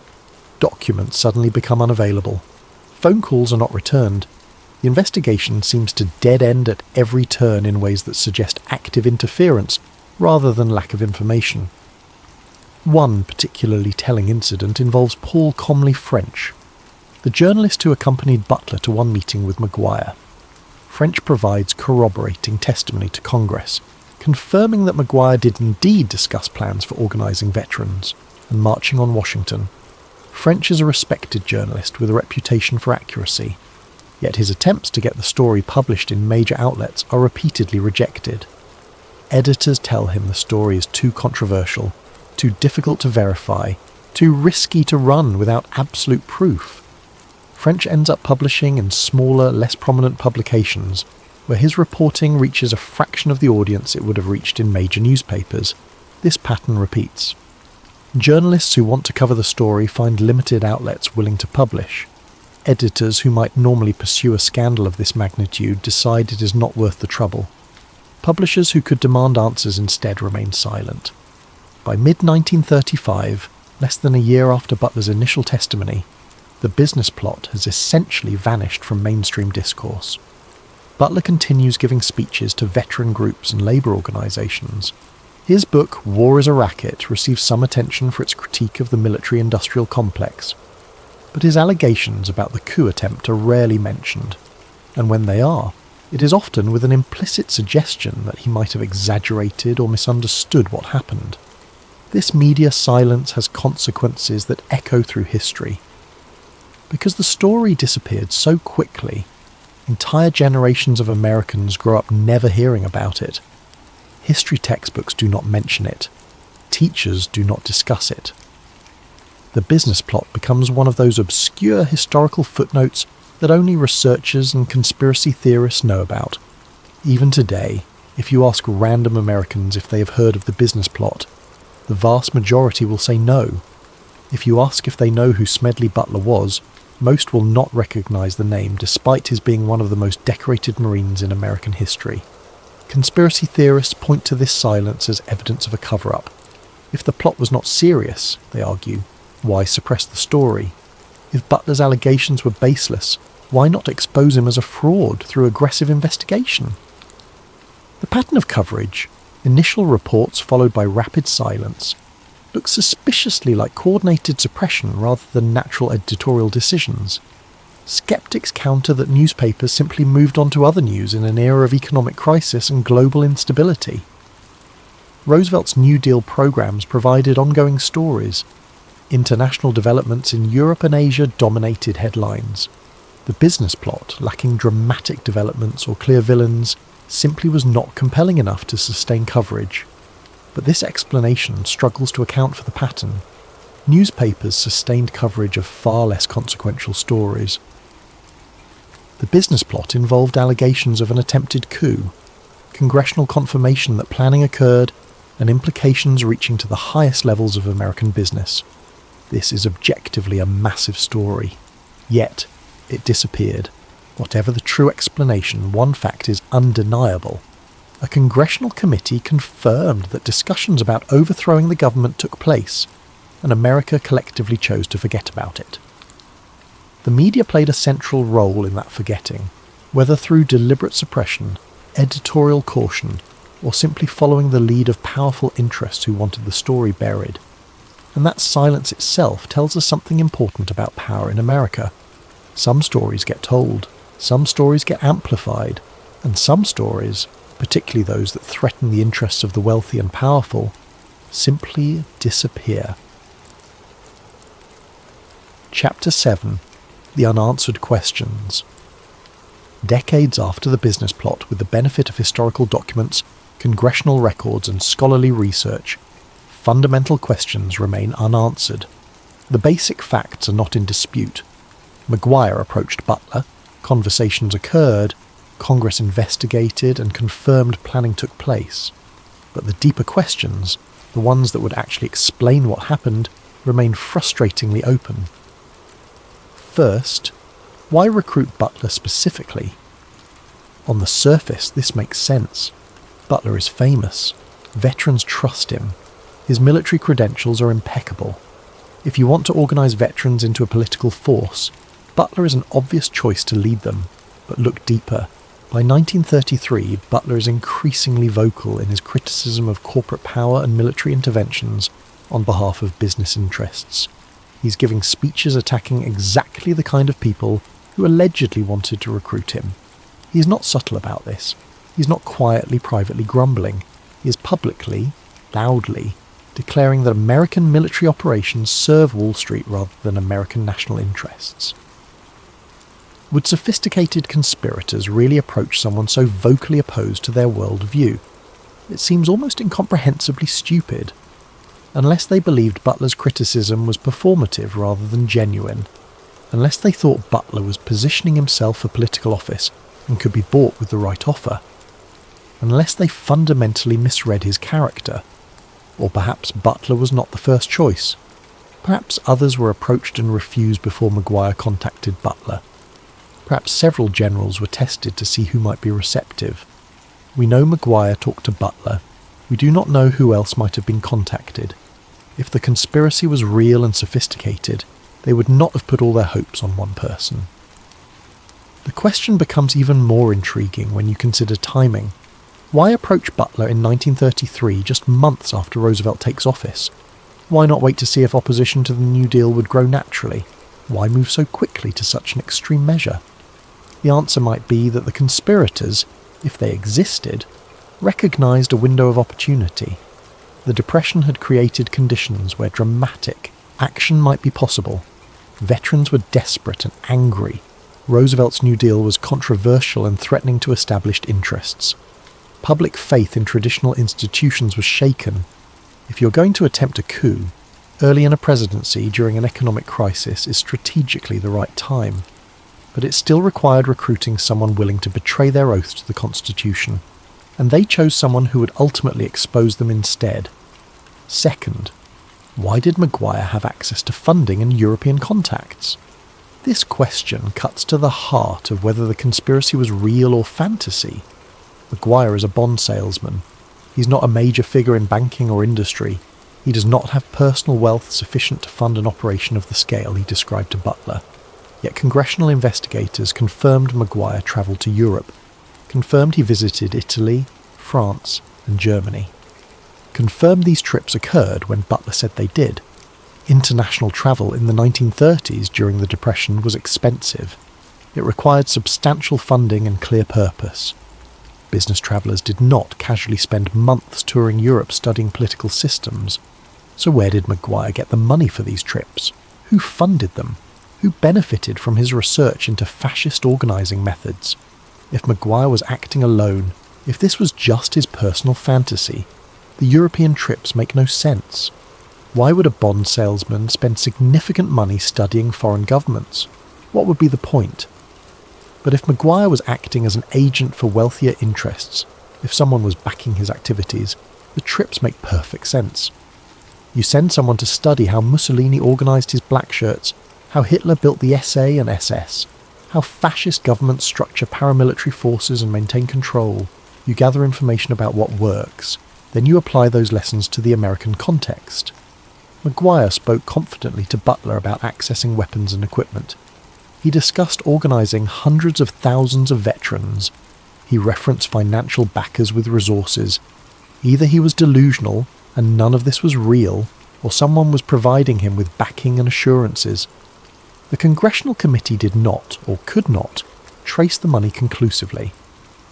But the fact that Maguire had resources beyond his personal means is not disputed. Someone enabled his activities. The question is who? Third, why did Congress confirm planning but pursue no charges? This is perhaps the most frustrating unanswered question.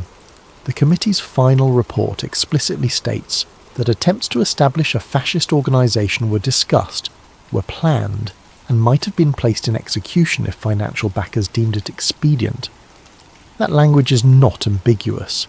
That is not a careful statement designed to neither confirm nor deny. That is an explicit confirmation that serious planning occurred, yet no prosecutions follow. No major figures are even publicly named in the official report. The Justice Department, which could have brought charges based on congressional findings, takes no action. The FBI, which could have investigated further, does not pursue the matter. Why? Several theories exist.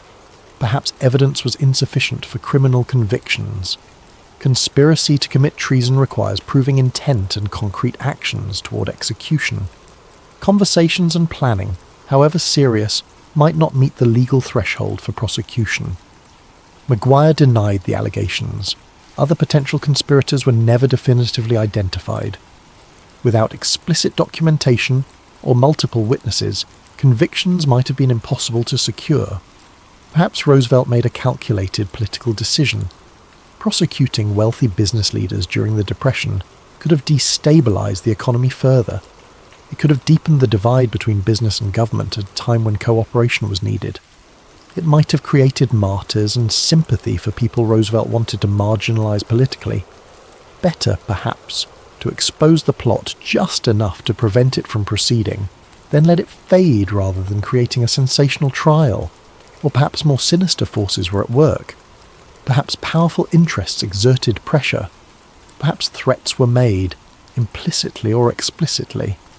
Perhaps evidence disappeared. Perhaps witnesses were discouraged from cooperating. Perhaps the investigation was allowed to proceed only so far before being quietly shut down to protect people who could not be touched. We do not know. The reasoning behind the decision not to prosecute was never publicly explained. We have the committee's conclusion, but not their rationale for what did not happen next. Fourth, why were names shielded? Congressional committees usually name names. Investigations into corruption, propaganda, and criminal activity typically identify perpetrators explicitly. When Congress investigates corporate wrongdoing or political corruption, they name the corporations and the individuals involved. The business plot investigation does not follow this pattern. The final report refers to certain persons and financial backers without providing specifics. Butler names Gerald Maguire and references connections to Wall Street interests and major corporations. But the official report omits most names. This could be standard procedure when evidence is circumstantial. Naming someone without proof sufficient for conviction opens the committee to libel concerns and political retaliation. Perhaps the committee felt they had enough evidence to confirm planning occurred, but not enough to name specific backers without risking legal consequences. Or perhaps names were shielded deliberately to protect powerful figures. Perhaps committee members received pressure from people with influence. Perhaps deals were made. Confirm the basic facts, but do not name names, and in return certain political considerations will be arranged. The selective disclosure pattern, confirming a conspiracy existed while obscuring who was responsible, is consistent with protecting the powerful while appearing to take the allegations seriously. Fifth, how serious was the plan? Butler describes detailed conversations about recruiting veterans, marching on Washington, and installing a Secretary of General Affairs to effectively replace Roosevelt. Maguire allegedly discusses logistics, funding, and European precedents. Congressional investigators confirm that planning occurred. But was this ever operationally viable? Could 500,000 veterans actually be recruited? Would they truly march on Washington at Butler's command? Would the military stand aside? Would the public accept it? Would Roosevelt simply resign under pressure? Skeptics argue the plan was absurd from the start. The logistics alone would be overwhelming, the political obstacles insurmountable, the risk of failure catastrophic. Even if some wealthy figures entertained the idea, even if Maguire was genuinely trying to recruit Butler, The conspiracy could never have succeeded. But this analysis assumes rational calculation. The 1930s were not a rational time. Fascist coups were succeeding across Europe in countries with stronger democratic traditions than many people realised. Mussolini took power in Italy, a country with a constitutional monarchy and parliamentary system. Hitler was elected and then dismantled democratic institutions in Germany, a modern industrial nation with sophisticated civil society. If it could happen there, why not America? Veterans were desperate. The economy was devastated. Faith in democratic institutions was weakened. Roosevelt was implementing policies that terrified the wealthy elite. The conditions for authoritarian movements were present, and Butler himself took it seriously. He did not dismiss Maguire as delusional. He did not laugh off the approach. He gathered information, reported it to Congress, and testified under oath that he believed a genuine attempt to overthrow the government was being planned. Butler spent his entire adult life in military service. He understood operational planning. He knew the difference between fantasy and feasible operations, and he concluded this was the latter. Whether the plot would have succeeded if Butler had agreed remains speculation. But the fact that a decorated general believed it was serious enough to expose tells us it was not merely theoretical discussion over drinks at a club. Chapter 8. What Conspiracy Researchers Believe. In the decades since the business plot, researchers operating outside mainstream academic history have developed extensive theories about what really happened. It is important to distinguish these interpretations from established documented facts, but it is equally important to understand why these theories persist and what they suggest about hidden power structures in America.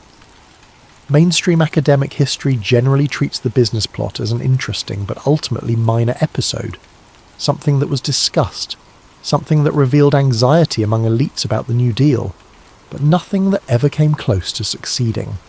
A curiosity rather than a crisis.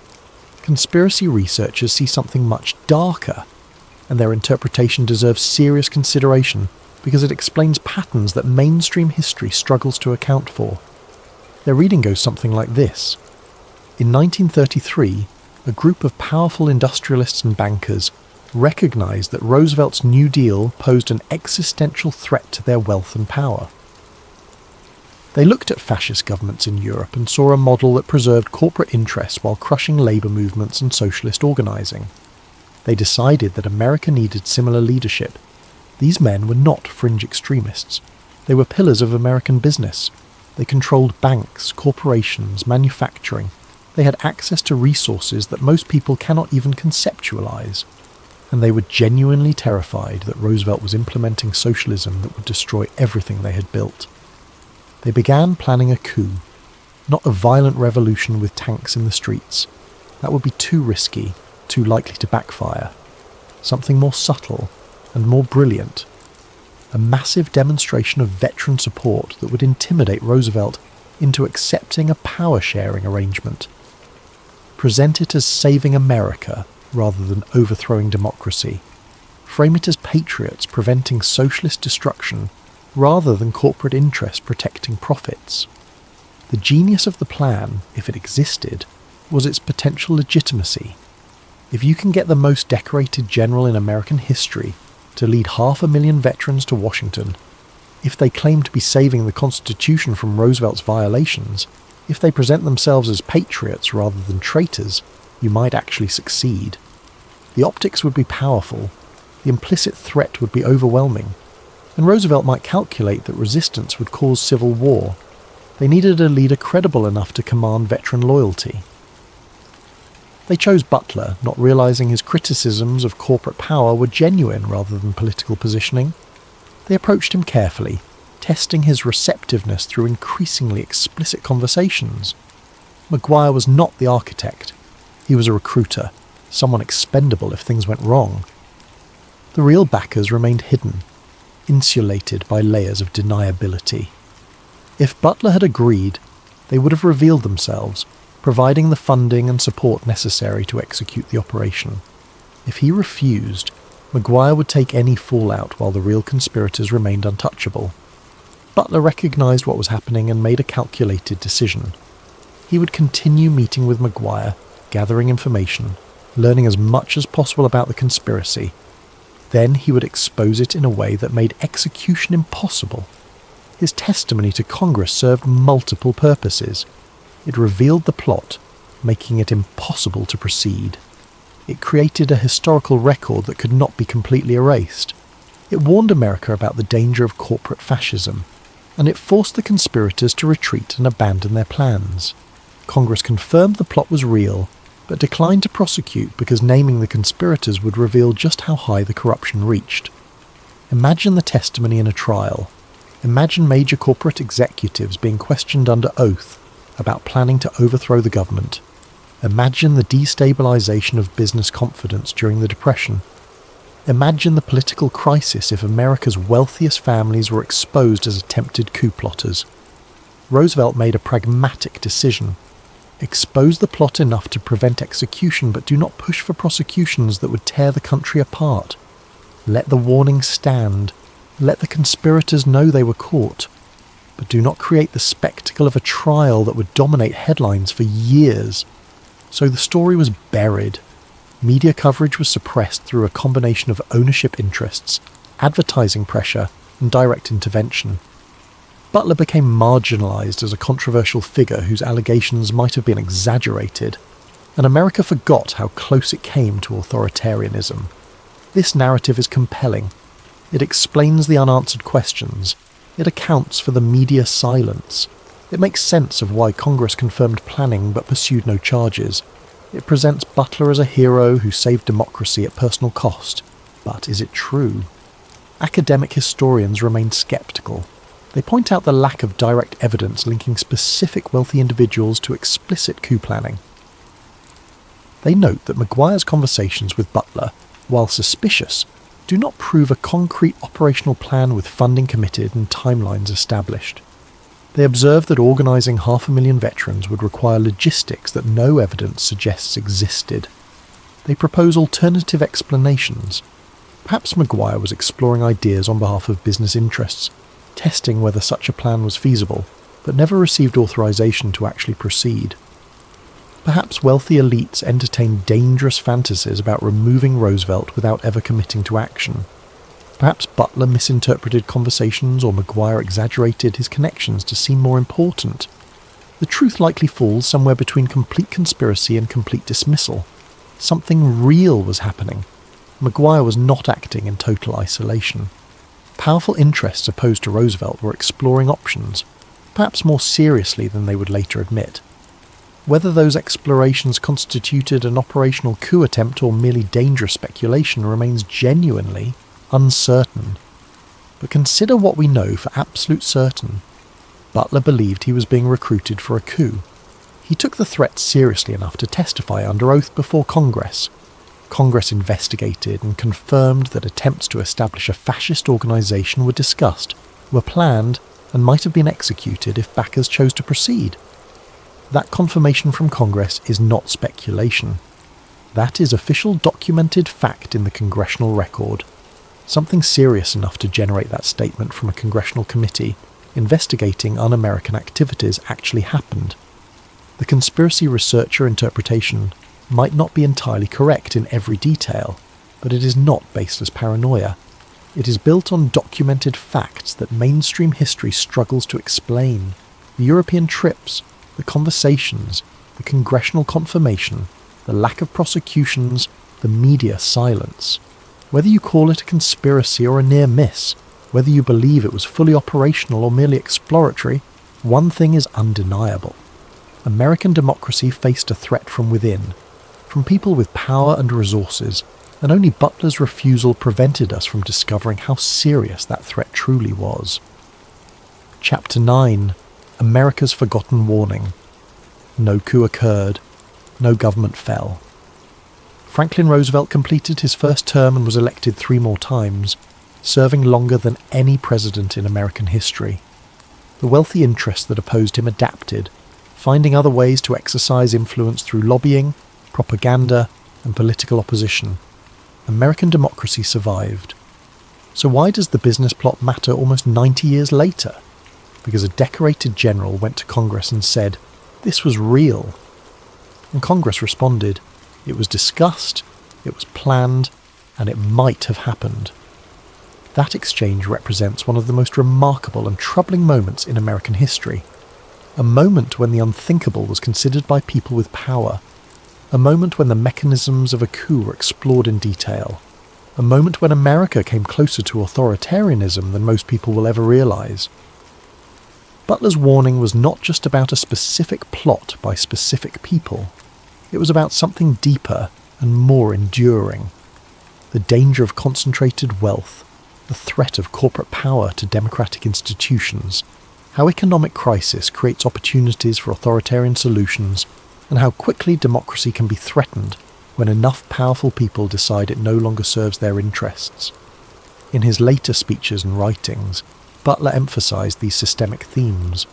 He described in detail how business interests shape military policy, how wars are fought to benefit corporations while ordinary soldiers die, how the machinery of government serves wealth rather than citizens. His book, War is a Racket, published in 1935, remains one of the most powerful critiques of militarism ever written by an American military officer. In it, he calculates profits made by corporations during World War I while soldiers died in trenches. He lists companies that made fortunes from military contracts. He proposes radical reforms, including that only soldiers who will actually fight should be allowed to vote on whether to go to war. It is devastating, angry, and written by someone who spent 33 years serving the system he is now exposing. But beyond his anti-war message, Butler's testimony about the business plot carried a different warning that is even more relevant today. Democracy is fragile. It is not guaranteed by documents or traditions. It survives only when people actively defend it. When enough powerful people feel threatened by democratic decisions, they will seek alternatives. And if those alternatives involve military force, the presence of trained personnel and sympathetic officers can make the unthinkable possible. This warning echoes through history with disturbing consistency. Coups have succeeded in other democracies. Business interests have overthrown governments in other countries, often with American support. Chile in 1973, when a democratically elected socialist president was overthrown and replaced with a military dictatorship backed by corporate interests. Iran in 1953, when a democratically elected leader who nationalised oil was removed in a coup orchestrated by American and British intelligence at the behest of oil companies. America's immunity to such forces is not guaranteed by virtue of being America. It is guaranteed only by vigilance, by the willingness of people in positions of power to choose principle over profit, democracy over dictatorship. The business plot failed because Butler exposed it, but consider the counterfactual. What if Butler had agreed? What if he had believed Maguire's arguments about saving America from Roosevelt's socialism? What if he had been more concerned about communist revolution than corporate coup? What if he had led those veterans to Washington? Would the military have fired on American veterans led by the most decorated Marine in history? Would Roosevelt have capitulated rather than risk civil war? Would the American people have accepted it as necessary to save the country from radical change? Would history record it as a legitimate correction to government overreach rather than a coup? We cannot know. History does not reveal its alternative paths. But the fact that we can ask these questions, that a scenario existed where a different decision by one man might have fundamentally altered American government, should be sobering. What we know is that democracy survived, that Butler chose transparency over conspiracy, that Congress confirmed his story even if they took no further action, that America, at least this once, stepped back from the edge. But the edge was there, the possibility existed, and the fact that this moment has been largely forgotten is itself a kind of failure. Collective amnesia about threats to democracy makes those threats more likely to recur.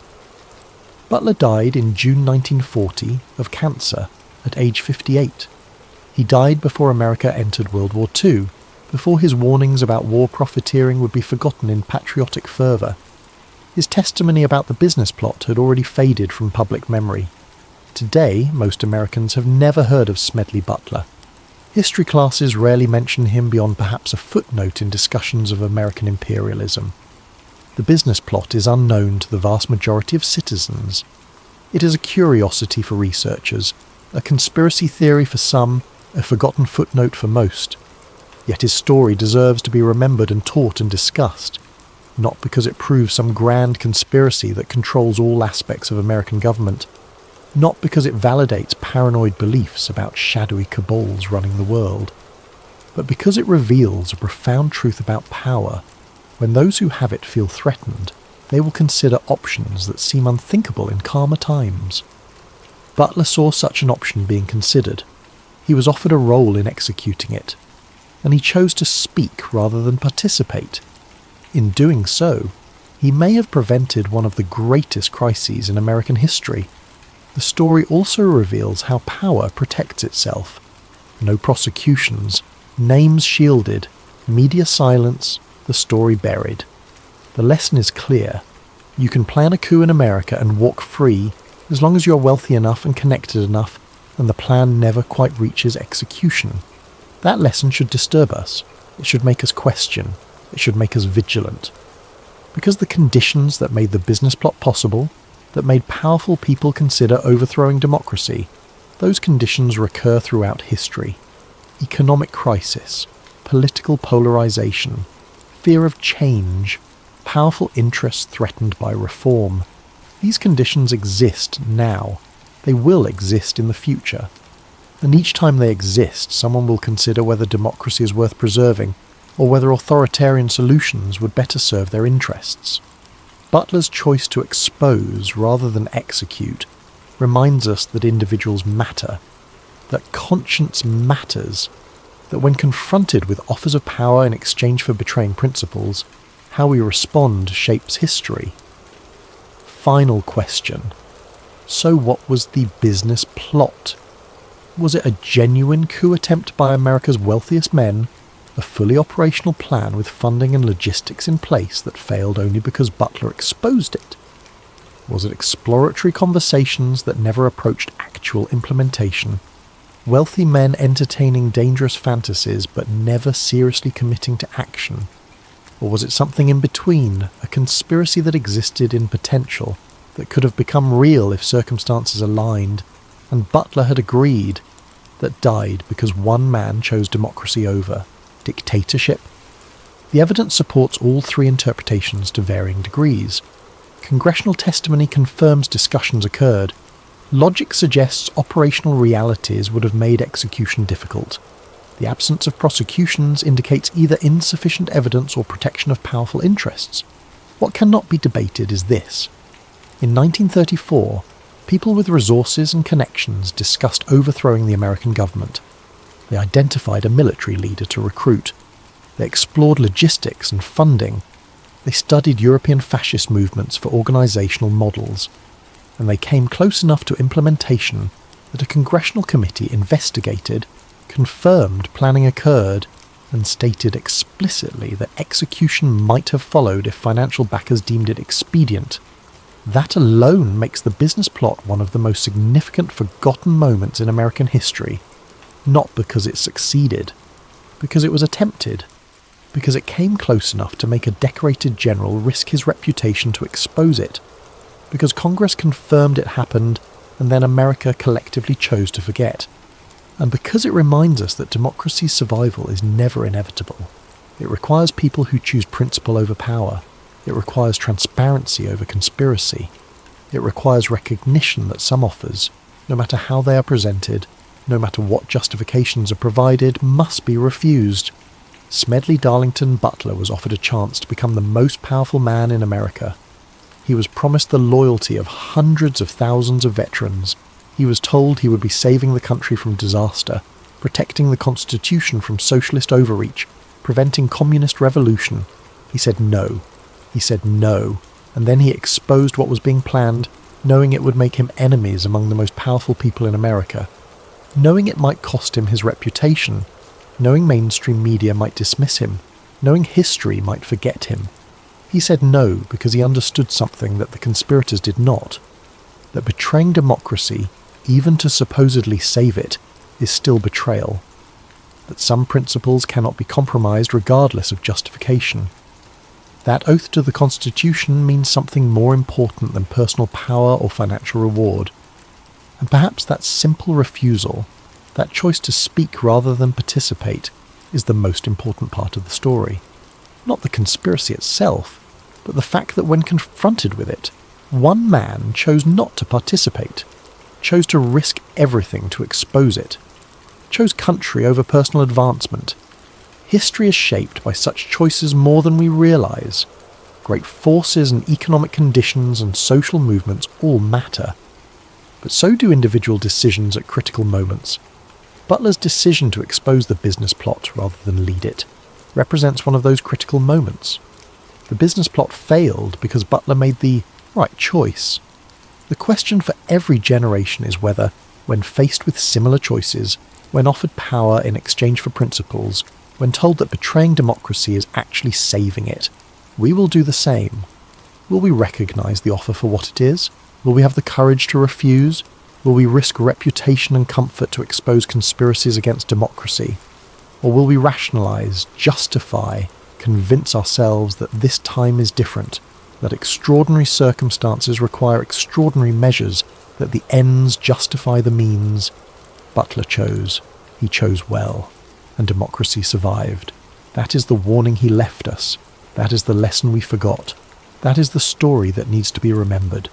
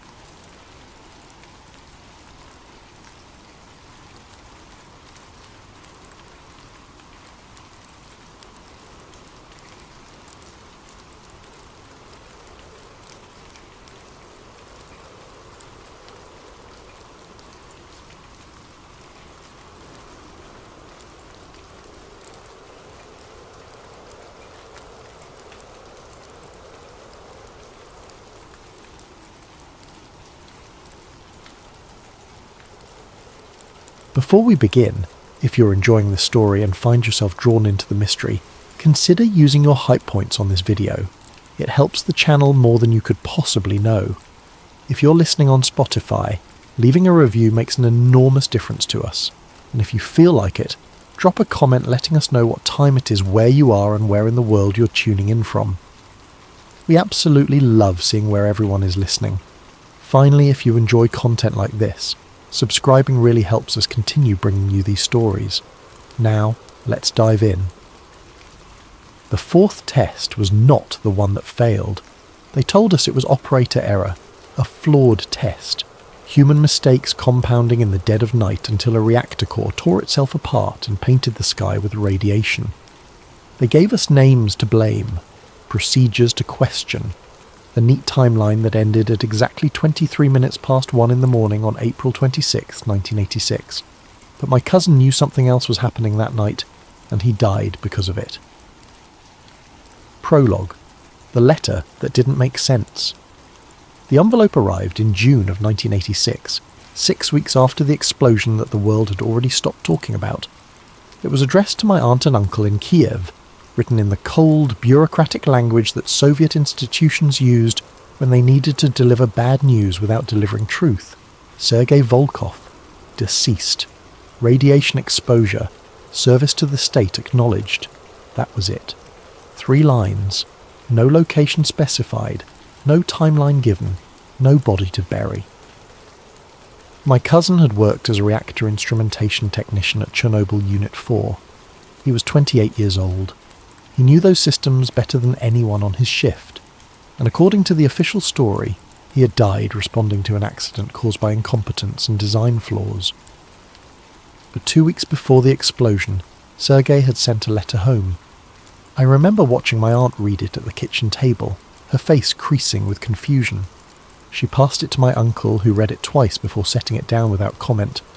They didn't understand what Sergei meant, but I did, even then. Or at least, I understood that he was trying to tell them something without saying it directly. The letter mentioned the upcoming test everyone at the plant had been talking about, the turbine run-down experiment, a safety protocol drill that would simulate a power loss and measure how long the turbines could provide electricity while coasting to a stop. But then Sergei wrote something else. Tonight's test isn't for the turbine, that's just what they're saying. My aunt thought he was complaining about bureaucracy. My uncle assumed it was plant politics, but I was a journalist even then, just starting out working for a small paper in Kiev that mostly covered local corruption and housing scandals, and I knew what careful language looked like when someone couldn't speak freely. Sergei was telling them that something else was being tested that night, something they weren't supposed to talk about. After the official letter arrived, I went back and read Sergei's words again, and again, and I started asking questions that no one wanted to answer. Because if the turbine test wasn't the real test, then what actually caused Reactor 4 to explode?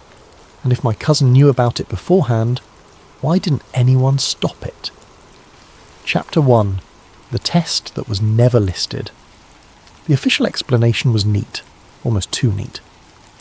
On April 25th, 1986, Chernobyl Unit 4 was scheduled to be shut down for routine maintenance. Engineers decided to use the shutdown as an opportunity to conduct a safety test on the turbine generator. The test would determine whether the turbines, while spinning down after a reactor trip, could generate enough electricity to power essential systems until emergency diesel generators kicked in. It was a reasonable test, a necessary test, and according to every official report, it was the test that went catastrophically wrong when operators disabled safety systems, reduced reactor power too far, and triggered a runaway chain reaction. But as I began digging into the details, I found references to something else. The first hint came from an engineer named Victor, who had worked at Chernobyl Unit 3. He'd been on duty the night of the explosion, just one building over from the catastrophe. I tracked him down to a small apartment in Minsk, where he was living on a medical pension, his health destroyed by radiation exposure during the cleanup. He didn't want to talk at first. Most people didn't. The fear lingered long after the Soviet Union stopped actively threatening people into silence. But eventually, over tea that he poured with shaking hands, Victor told me what he remembered. "Everyone knows about the turbine test," he said. "That's in all the reports. That's what they tell the IAEA inspectors. But there were other things happening that night. Other programs running." "What kind of programs?" Victor looked at his hands. "We called it Program K. I don't know what the K stood for. We weren't supposed to know. It was marked in the logs but never explained. Just Program K, scheduled for the same window as the turbine test." "What was it testing?" "I don't know. That's the truth. But I know it involved the fuel, the reactor core configuration, and I know that military oversight was much higher than usual in the weeks before the shutdown."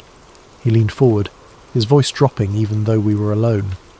The turbine test was real, but it was also cover. Something else was being tested that night, and when it failed, they needed a public story that didn't involve whatever Program K actually was. I found 3 other engineers who confirmed similar suspicions. None of them knew details, none of them had documentation, but all of them remembered the strange atmosphere in the weeks before the explosion, the unusual security, the classified meetings, the sense that something bigger than routine testing was happening. And all of them remembered that the logs referenced experiments that never appeared in any official report. The turbine test failed. That much was true, but I became convinced it failed because something else failed first, something they could never admit. Chapter 2. Why? Chernobyl was chosen. Chernobyl was not a random location. It sat in northern Ukraine, near the Belarusian border, surrounded by forests and small villages that had existed for centuries. It was isolated but accessible, massive but controllable, and it was entirely under state control, with no foreign oversight and minimal public scrutiny.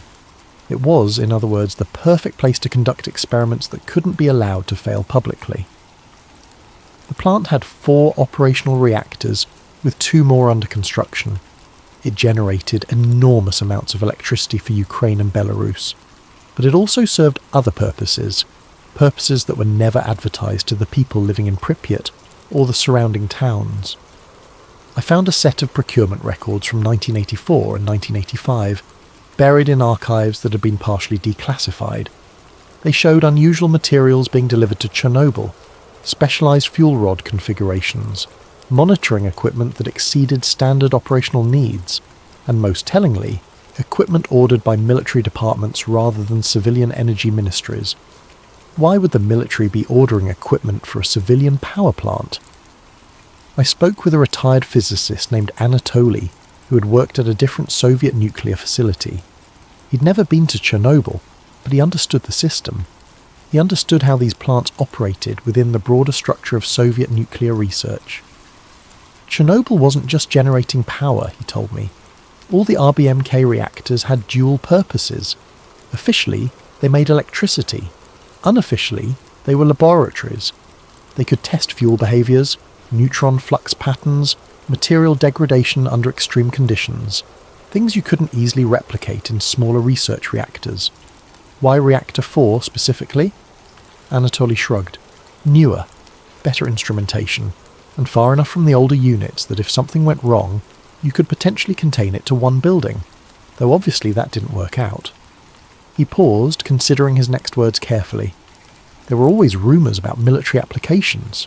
Not weapons, exactly.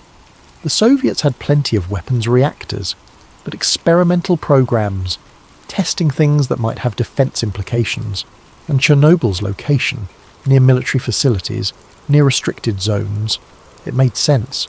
You could test something there and, if it succeeded, integrate it into military infrastructure. If it failed... He didn't finish the sentence. He didn't. Need to.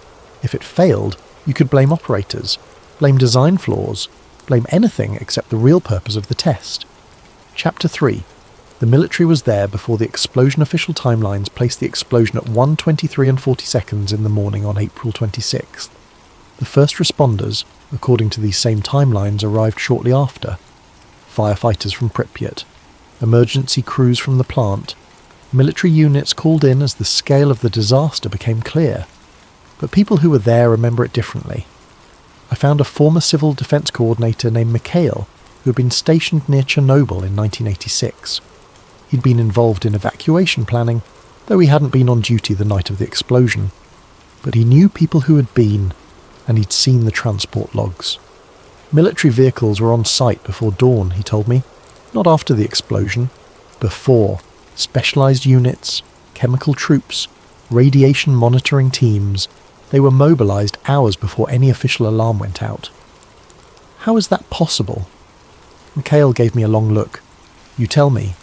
Either they had advance warning that something was going to happen, or they were already there for another reason.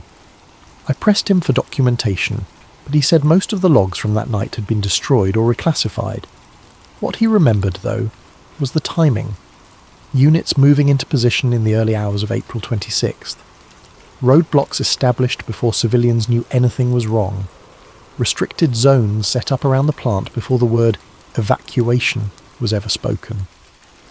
Another witness, a truck driver named Oleg who had been making deliveries to the plant that week, described seeing armed personnel near Reactor 4 in the days before the explosion. Not normal security, military police. Officers who checked credentials multiple times and restricted movement in ways that seemed excessive for a routine shutdown. I met Oleg at a truck stop outside Kyiv, a grey place that smelled of diesel fuel and old coffee. He was hesitant to talk, kept looking over his shoulder even though the Soviet Union had been gone for years. Some fears don't fade with political systems. It felt like something was being protected, Oleg said, his voice low. Or hidden. I couldn't tell which. But I've made deliveries to military facilities. I know what that kind of security looks like, and in the 3 days before the explosion, Chernobyl had that same feeling. Like the plant wasn't just a power station anymore, like it had become something else. He described checkpoints that hadn't existed the previous week, credentials being verified against lists that guards carried in sealed envelopes, entire sections of the facility blocked off with new barriers and warning signs. On April 24th, I delivered equipment to the main administrative building. While I was waiting for signatures, I saw officers going in and out of a conference room, high-ranking, the kind who don't normally show up for turbine tests, and they looked worried. Not the kind of worried you get before a routine procedure. The kind of worried you get when something's already gone wrong and you're trying to figure out how to fix it. Oleg pulled out a delivery manifest from 1986, faded and creased from years of being carried in his wallet. He'd kept it all this time, he said, because it was the only proof he had that he'd been there. The manifest showed deliveries on April 23rd, 24th and 25th, standard industrial equipment for the first 2 days. But the April 25th delivery was marked differently. Special handling, military receiving, a notation in the corner that read K-Program Materials. I asked what K-Program meant, Oleg said. The receiving officer told me to forget I'd seen it. Not in a threatening way, in a tired way, like he was exhausted from carrying secrets. The pieces suggested a disturbing possibility. If military units were on site before the explosion, they either knew something catastrophic was about to happen, or they were there as part of whatever Program K actually involved. Either way, the official narrative of a sudden, unexpected accident didn't match the reality, and the presence of military personnel days before the disaster suggested planning, preparation, the kind of infrastructure you build around an experiment, not an accident. Chapter 4. The reactor did not explode once. The official story describes a single catastrophic event. At 1:23 and 40 seconds on the morning of April 26th, a massive power surge caused Reactor 4's core to rupture. The explosion destroyed the reactor building, ejected radioactive material into the atmosphere, and started fires that burned for days. One explosion, one moment of failure. But seismic data tells a different story. I obtained access to seismographic records from monitoring stations in Ukraine and Belarus. These stations continuously recorded ground vibrations, used primarily for detecting earthquakes, but sensitive enough to pick up large industrial events. The data showed 2 distinct energy releases that morning. The first occurred around midnight. It registered as a moderate disturbance, consistent with an internal structural failure. Not large enough to destroy a building, but significant enough to indicate something had gone seriously wrong inside the reactor. The second occurred at 1:23, exactly when the official timeline placed the explosion. This was the massive event that everyone knew about, the one that destroyed the building and scattered radioactive debris across the surrounding area.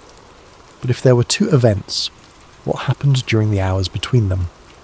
I found a former plant security officer named Leonid, who had been on duty that night. He'd been stationed at the perimeter, far enough from Reactor 4 to survive, but close enough to see what happened. There was a sound around midnight, he remembered, deep, like something heavy breaking inside a building. And then there was confusion, people running, radio chatter, but no alarm, no evacuation order, just chaos that was being contained. What do you think happened? Leonid shook his head. I think something failed inside the reactor, something that exposed the core. And I think they spent the next hour trying to figure out what to do about it before everything went completely to hell. The implication was staggering. If the reactor core had been compromised hours before the main explosion, then dozens of workers had been exposed to lethal radiation levels while trying to manage a situation that was already beyond saving. And if that was true, then the official timeline wasn't just incomplete. It was a deliberate reconstruction designed to hide what actually happened. Chapter 5. The men sent in first. In the official narrative, the first responders were firefighters and emergency crews who arrived after the explosion. Brave men who fought the fires and contained the immediate crisis, many of whom died from acute radiation syndrome in the days and weeks that followed. But there were others, men who were sent into high radiation zones before the main explosion, men whose names don't appear in the official lists of first responders. I learned about them from a nurse named Irina, who had worked at the medical facility in Pripyat. In the hours and days after the disaster, she treated hundreds of people for radiation exposure. She kept notes, unofficial records of who came through and what their symptoms were. There were workers who came in before the firefighters, she told me, maintenance staff, technicians. Their exposure levels were enormous, far higher than what they should have been if they'd only been exposed after the main explosion. How is that possible? It's not, Irina said flatly, unless they were already inside contaminated areas before the explosion happened. She showed me her notes, faded and water-stained but still legible. Names, times, symptoms, estimated exposure levels. Several workers had been brought in around 2 a.m, just after the main explosion, but their radiation doses suggested they'd been exposed for hours. One entry stood out. Pyotr Markov, instrumentation technician, brought in at 0 to 15 hours, exposure estimated at 600 Röntgen minimum, complained of nausea, confusion, severe headache, kept saying we were just supposed to observe. 600 Röntgen was a lethal dose, and Pyotr's symptoms suggested he'd been exposed long before 2 a.m. We were just supposed to observe. What had he been sent to observe? I tried to find Pyotr Markov, but he died 3 days after the explosion. Acute radiation syndrome. His death was recorded, but his work assignments that night were not. Irina had more to tell me, though. After our first meeting, she called me back 3 days later. She'd been thinking about Pyotr, she said, remembering more details. He wasn't alone when they brought him in, she told me. There were 4 others, all instrumentation technicians, all with exposure levels that didn't match the timeline, and they all kept asking the same questions. Where's the containment team? Why didn't the alarms work earlier? How long had the core been exposed? She paused, her voice shaking slightly. One of them, I can't remember his name, he grabbed my arm while I was trying to get an IV started. He was already delirious, his skin was red and blistering, but he looked at me and said, "They sent us down at midnight. We measured the radiation levels. We reported them, and they sent us back down anyway." "Did you report this?" Irina laughed bitterly. "To who? The same people who'd sent them down there in the first place? The same officials who were already constructing the narrative about operator error? I was a nurse. I treated patients. I documented what I saw. But I knew better than to ask questions that no one wanted answered." The pattern repeated. Multiple workers with exposure levels that didn't match the official timeline. Multiple workers who'd apparently been in high radiation areas before they should have been. But what haunted me most was what Irina said next. They knew they were dying. All of them. You could see it in their eyes. And what made it worse was that they knew they'd been sent in there deliberately. They'd been ordered to witness something, to gather data about something, and it had killed them. And they understood, even in their delirium, that no one would ever acknowledge what they'd been sent to do. They'd been sent into the reactor building for a reason, not to fix anything, to witness something, and whatever they saw killed them. Chapter 6. The blue light was not normal. In the testimonies from survivors, a detail appears repeatedly. A strange blue-white light that workers described seeing near the reactor core in the hours before and after the explosion. Officially, this is explained as Cherenkov radiation. When charged particles move through a medium faster than light travels in that medium, they emit a characteristic blue glow. It's a well-understood phenomenon, common in nuclear reactors. But the descriptions from Chernobyl didn't quite match typical Cherenkov radiation. Workers described the light as pulsing, intensifying and fading in waves. Some reported feeling electromagnetic interference, watches stopping, radio equipment malfunctioning. One worker, a crane operator named Dmitry, described seeing the light through a window in the reactor hall moments before the main explosion. I found Dmitry living in a small apartment in Belarus, still on medical monitoring decades after the disaster. His hands shook constantly. Neurological damage, the medical report said, though whether from radiation or trauma was impossible to determine. It wasn't steady, he told me, his voice still haunted decades later. It was like something breathing, getting brighter, then dimmer, then brighter again. And there was a sound, high-pitched, made your teeth hurt. He got up and walked to the window, staring out at nothing. I was operating the crane in Reactor 3 that night. We had a clear view across to Reactor 4 through the windows in the upper levels. Around midnight, maybe a little after, I saw the light start. At first I thought it was just normal operation. Blue glow, that's not unusual. But then it started pulsing, like a heartbeat, and the intensity kept increasing. Dimitri's hands clenched on the windowsill. My watch stopped. Just stopped.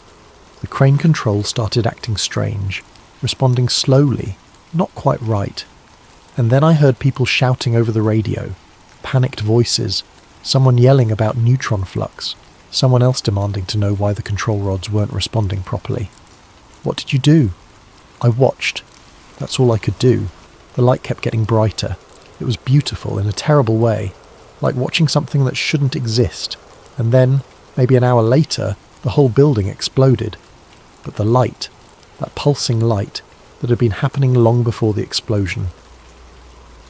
These descriptions suggested something beyond normal reactor behaviour. I consulted with a nuclear physicist named Elena, who specialised in reactor dynamics. I described what witnesses had reported, without mentioning Chernobyl specifically. Just the symptoms, the pulsing light, the electromagnetic effects. That sounds like uncontrolled neutron bursts, she said immediately. Fluctuating criticality. The reactor is going in and out of critical states rapidly. It's extremely dangerous and shouldn't happen in a properly designed system. What would cause it? Elena thought for a moment. Fuel configuration problems.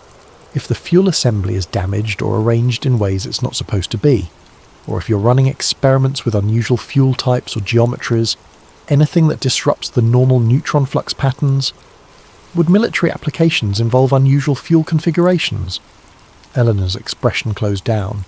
I wouldn't know about that. But her reaction told me everything I needed to know.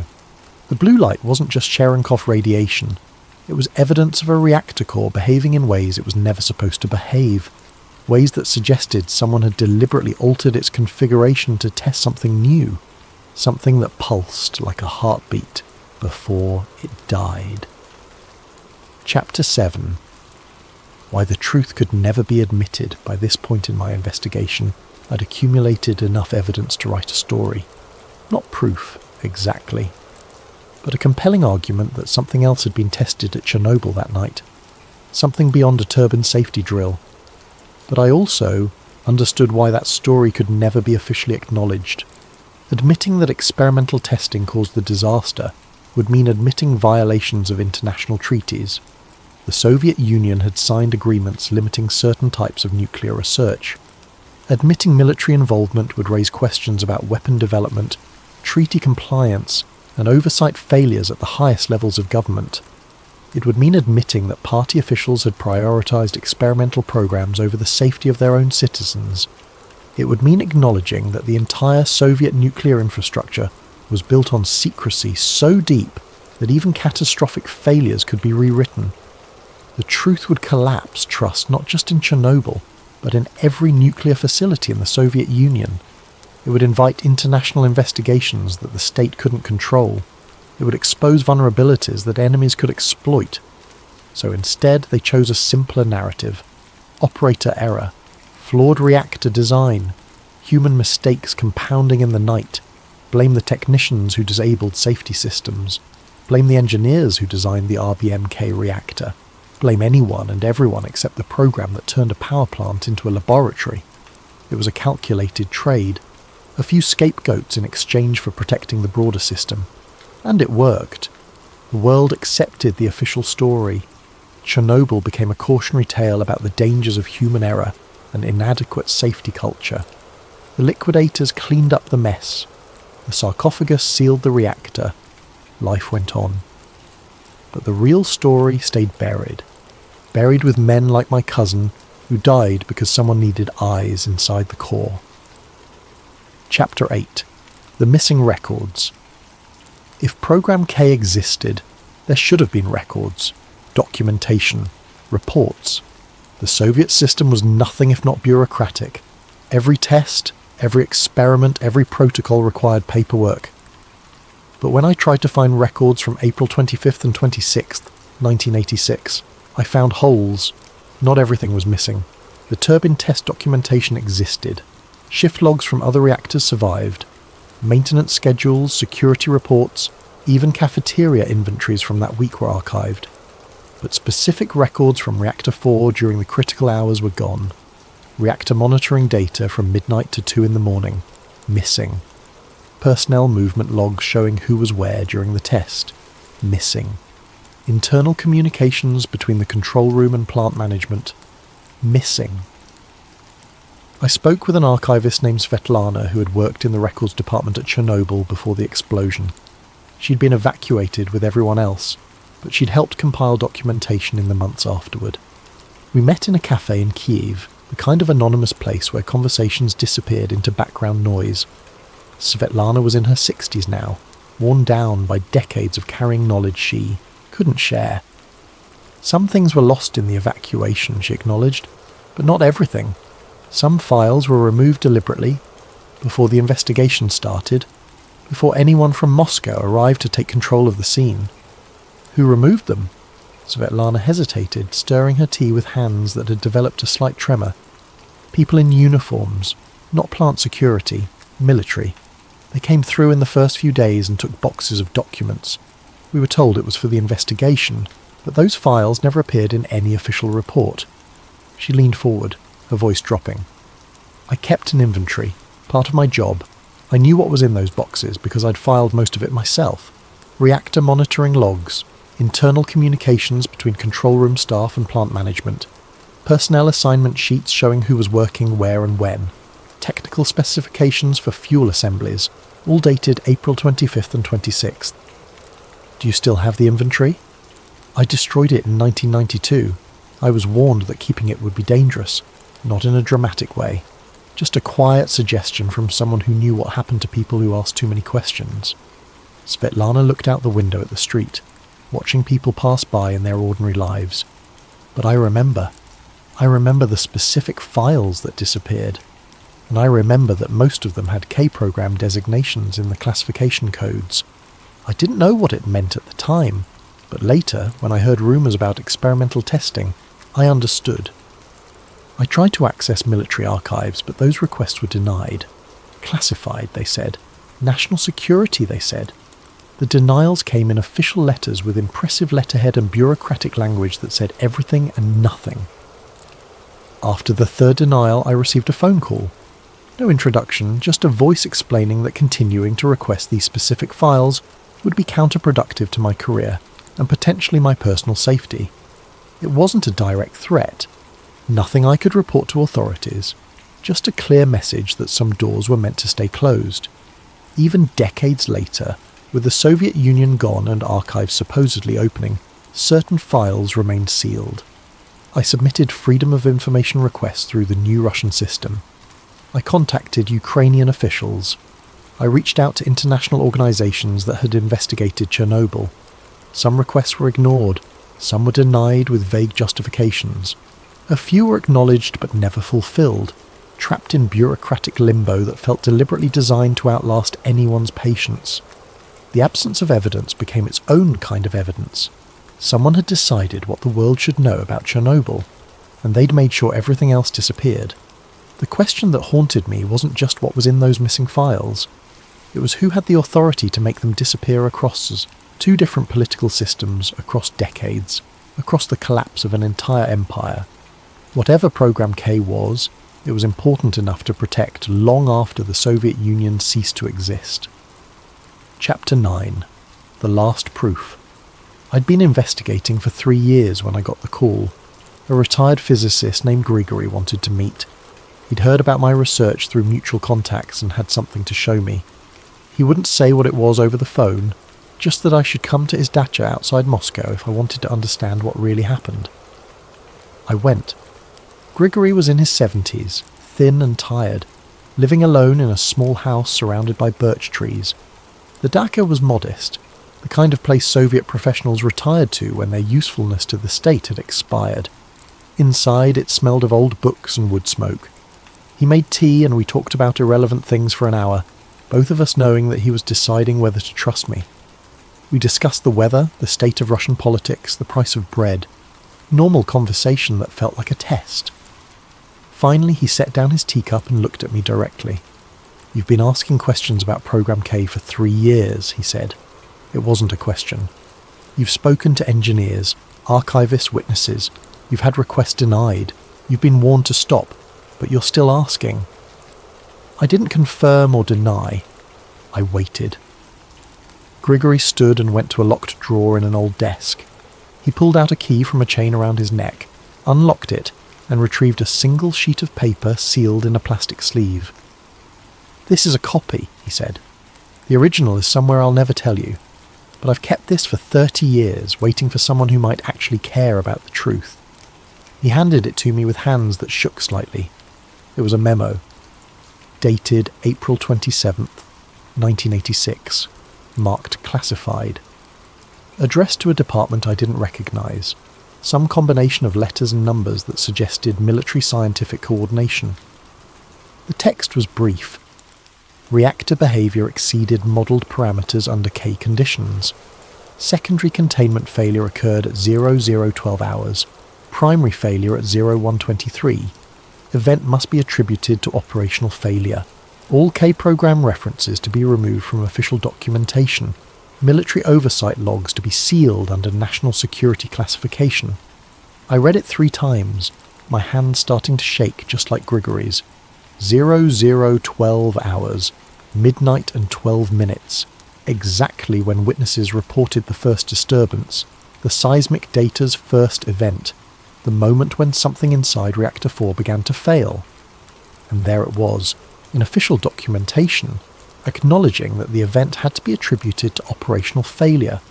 Not that it was operational failure, that it must be attributed to it. "What are K conditions?" I asked. Grigory sat back down heavily, suddenly looking older than his years. "I don't know the details. I was a physicist at a different facility, and we had our own classified programs, but I know it involved experimental fuel configurations, testing reactor behaviour under scenarios that weren't part of normal operations. The goal was to understand core dynamics under extreme conditions, push the boundaries of what we thought was possible. For what purpose? Officially? Safety research? Understanding reactor limits so we could design better systems, operate them more efficiently, extract more power. But the military was involved, which meant it was never just about civilian applications." Grigory stood and walked to the window, looking out at the birch trees. "You have to understand the context. This was 1986. The Cold War wasn't over. The Americans had programs we didn't fully understand. We had programs they didn't know about. Nuclear technology was power, both literally and politically. Every major power was pushing boundaries, testing limits, trying to gain advantages that couldn't be publicly acknowledged. So what was really being tested that night? I don't know, and I'm not sure anyone still alive does. But I know that whatever it was, it failed spectacularly. And I know that the decision to cover it up came from the highest levels. This memo wasn't written by plant management. The language, the authority to order document destruction, the classification level, this came from Moscow, from people who understood that admitting the truth would be more damaging than the disaster itself. "Why are you giving this to me?" Grigory looked at me with tired eyes that had seen too much. "Because people died for something they didn't understand. Because the world deserves to know that Chernobyl wasn't just an accident. Because I'm old enough now that I don't care what happens to me. And because someone needs to remember that the official story is a construction, not the truth." He paused. "But I'm also giving this to you with no illusions. You won't be able to publish it. Not in any meaningful way. The systems that protected this secret 30 years ago are still in place. They've changed names, changed organisational structures, but the imperative to keep certain knowledge buried that survives political transitions." I left with the copy of the memo tucked in my jacket, my mind racing. It wasn't enough to prove everything, but it was enough to prove that something had been hidden. Something they'd decided to call operational failure. Something that exceeded modelled parameters and required a coordinated cover-up spanning military and civilian institutions. As I drove back to Moscow, I kept checking my mirrors, half expecting to be followed. The paranoia felt justified. I'd just been given documentation that proved a government conspiracy to falsify the cause of one of history's worst nuclear disasters. The question wasn't whether the secret was real. The question was whether I would live long enough to figure out what to do with it. Chapter 10. What Really Melted. Looking back through all the evidence, all the testimonies, all the holes in the official story, I came to understand what happened at Chernobyl. Reactor 4 didn't just fail, it revealed a flaw in Soviet nuclear experimentation. Someone, somewhere in the military scientific complex, decided to use a routine shutdown as an opportunity to test something. Maybe it was fuel behaviour under unusual conditions. Maybe it was reactor control systems under stress. Maybe it was something I still don't fully understand. They called it Program K. They scheduled it for the same night as the turbine test, using the public experiment as cover for the secret one. And sometime around midnight on April 26th, something went wrong. The reactor core behaved in ways they didn't predict. Neutron flux became unstable. The fuel configuration created feedback loops that the control systems couldn't manage. The reactor started destroying itself from the inside. They tried to control it. They sent workers in to observe and report. They scrambled to find a solution before the situation became impossible to contain. But nuclear physics doesn't care about political necessity. The core continued its death spiral, and at 1:23 in the morning, the containment failed completely. The building exploded. The radioactive plume spread across Europe, and in the aftermath, someone made a decision. The truth about Program K would never be admitted. The experimental nature of the test would be classified. The military involvement would be denied.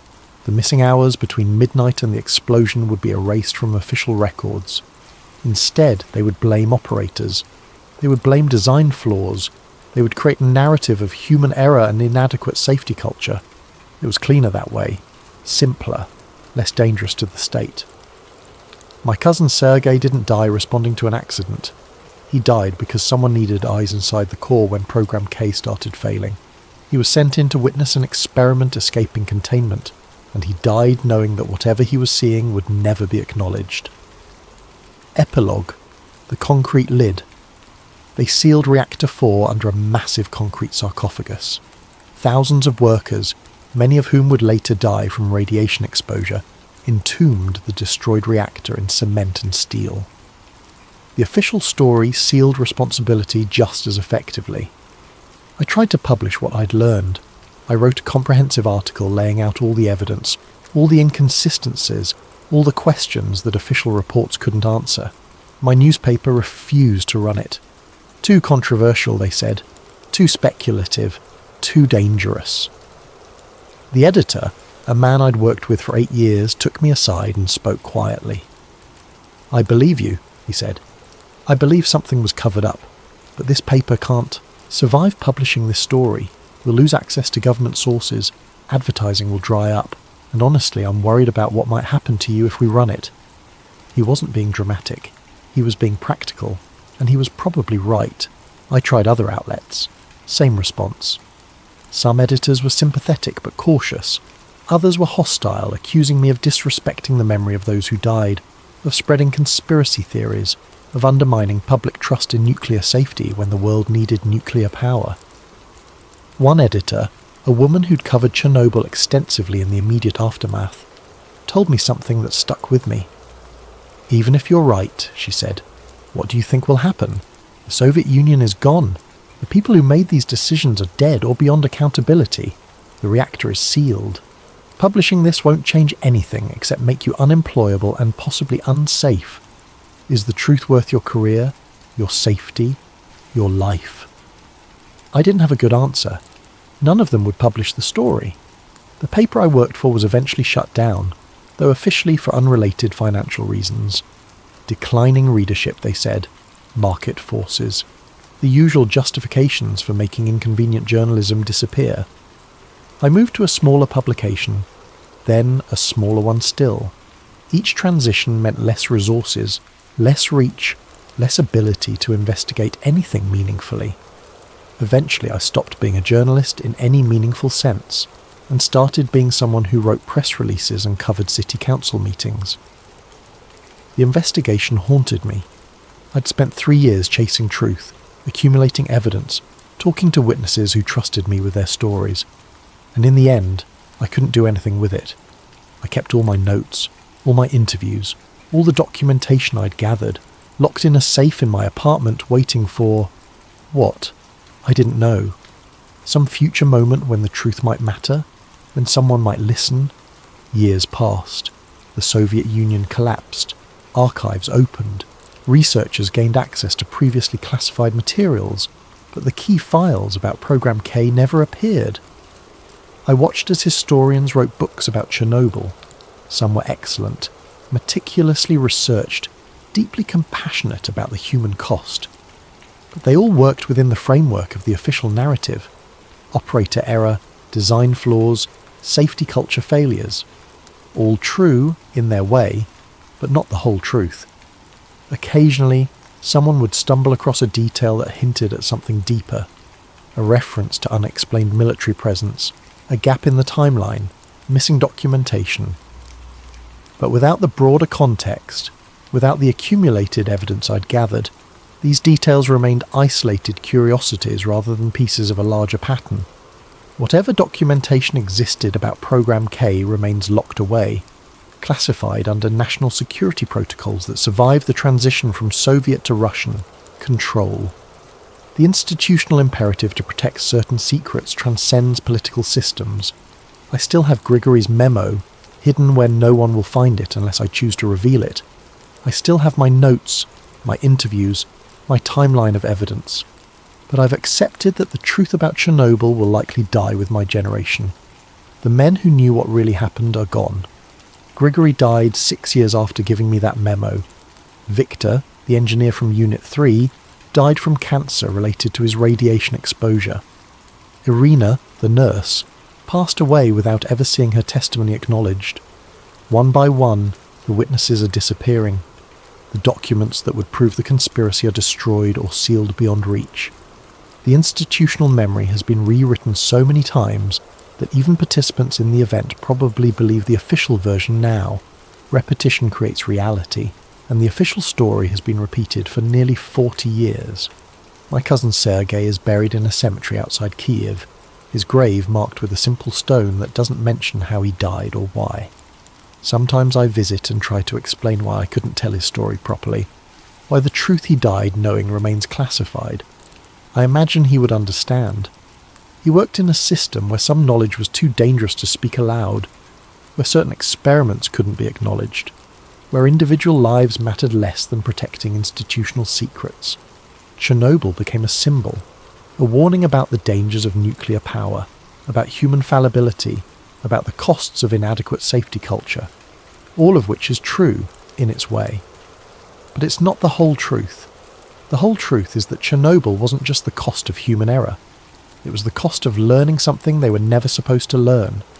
It was the moment an experiment escaped containment, and someone decided that the world could never know what was really being tested. My cousin Sergei knew, and it got him killed. 30-some years later, I finally understand what he was trying to tell us in that last letter home. Tonight's test isn't for the turbine. That's just what they're saying. He was right, and no one will ever officially admit it. Sometimes, late at night, I wonder if I should have tried harder. Published the story anyway, consequences be damned. Gone to international press, to foreign journalists who might have been beyond the reach of Russian institutional pressure. But I also know how these stories end for people who push too hard against secrets that powerful institutions want kept. Some truths are too dangerous to tell, some lies are too useful to abandon, and some disasters are too complex to explain honestly, without admitting things that no government wants to admit. The concrete sarcophagus sealed Reactor 4, the official story sealed responsibility, and the real truth remains buried under layers of classification, destroyed documentation, and calculated silence. Maybe someday, long after everyone involved is dead, the full story will emerge. Maybe some future historian will find the missing pieces and reconstruct what actually happened that night. Or maybe Program K will remain classified forever, another secret carried to the grave by men who knew that some knowledge is too dangerous to survive them. All I know is this. My cousin didn't die in an accident. He died because someone needed eyes inside the core. And the reactor didn't just fail. It revealed something they were never supposed to learn. End.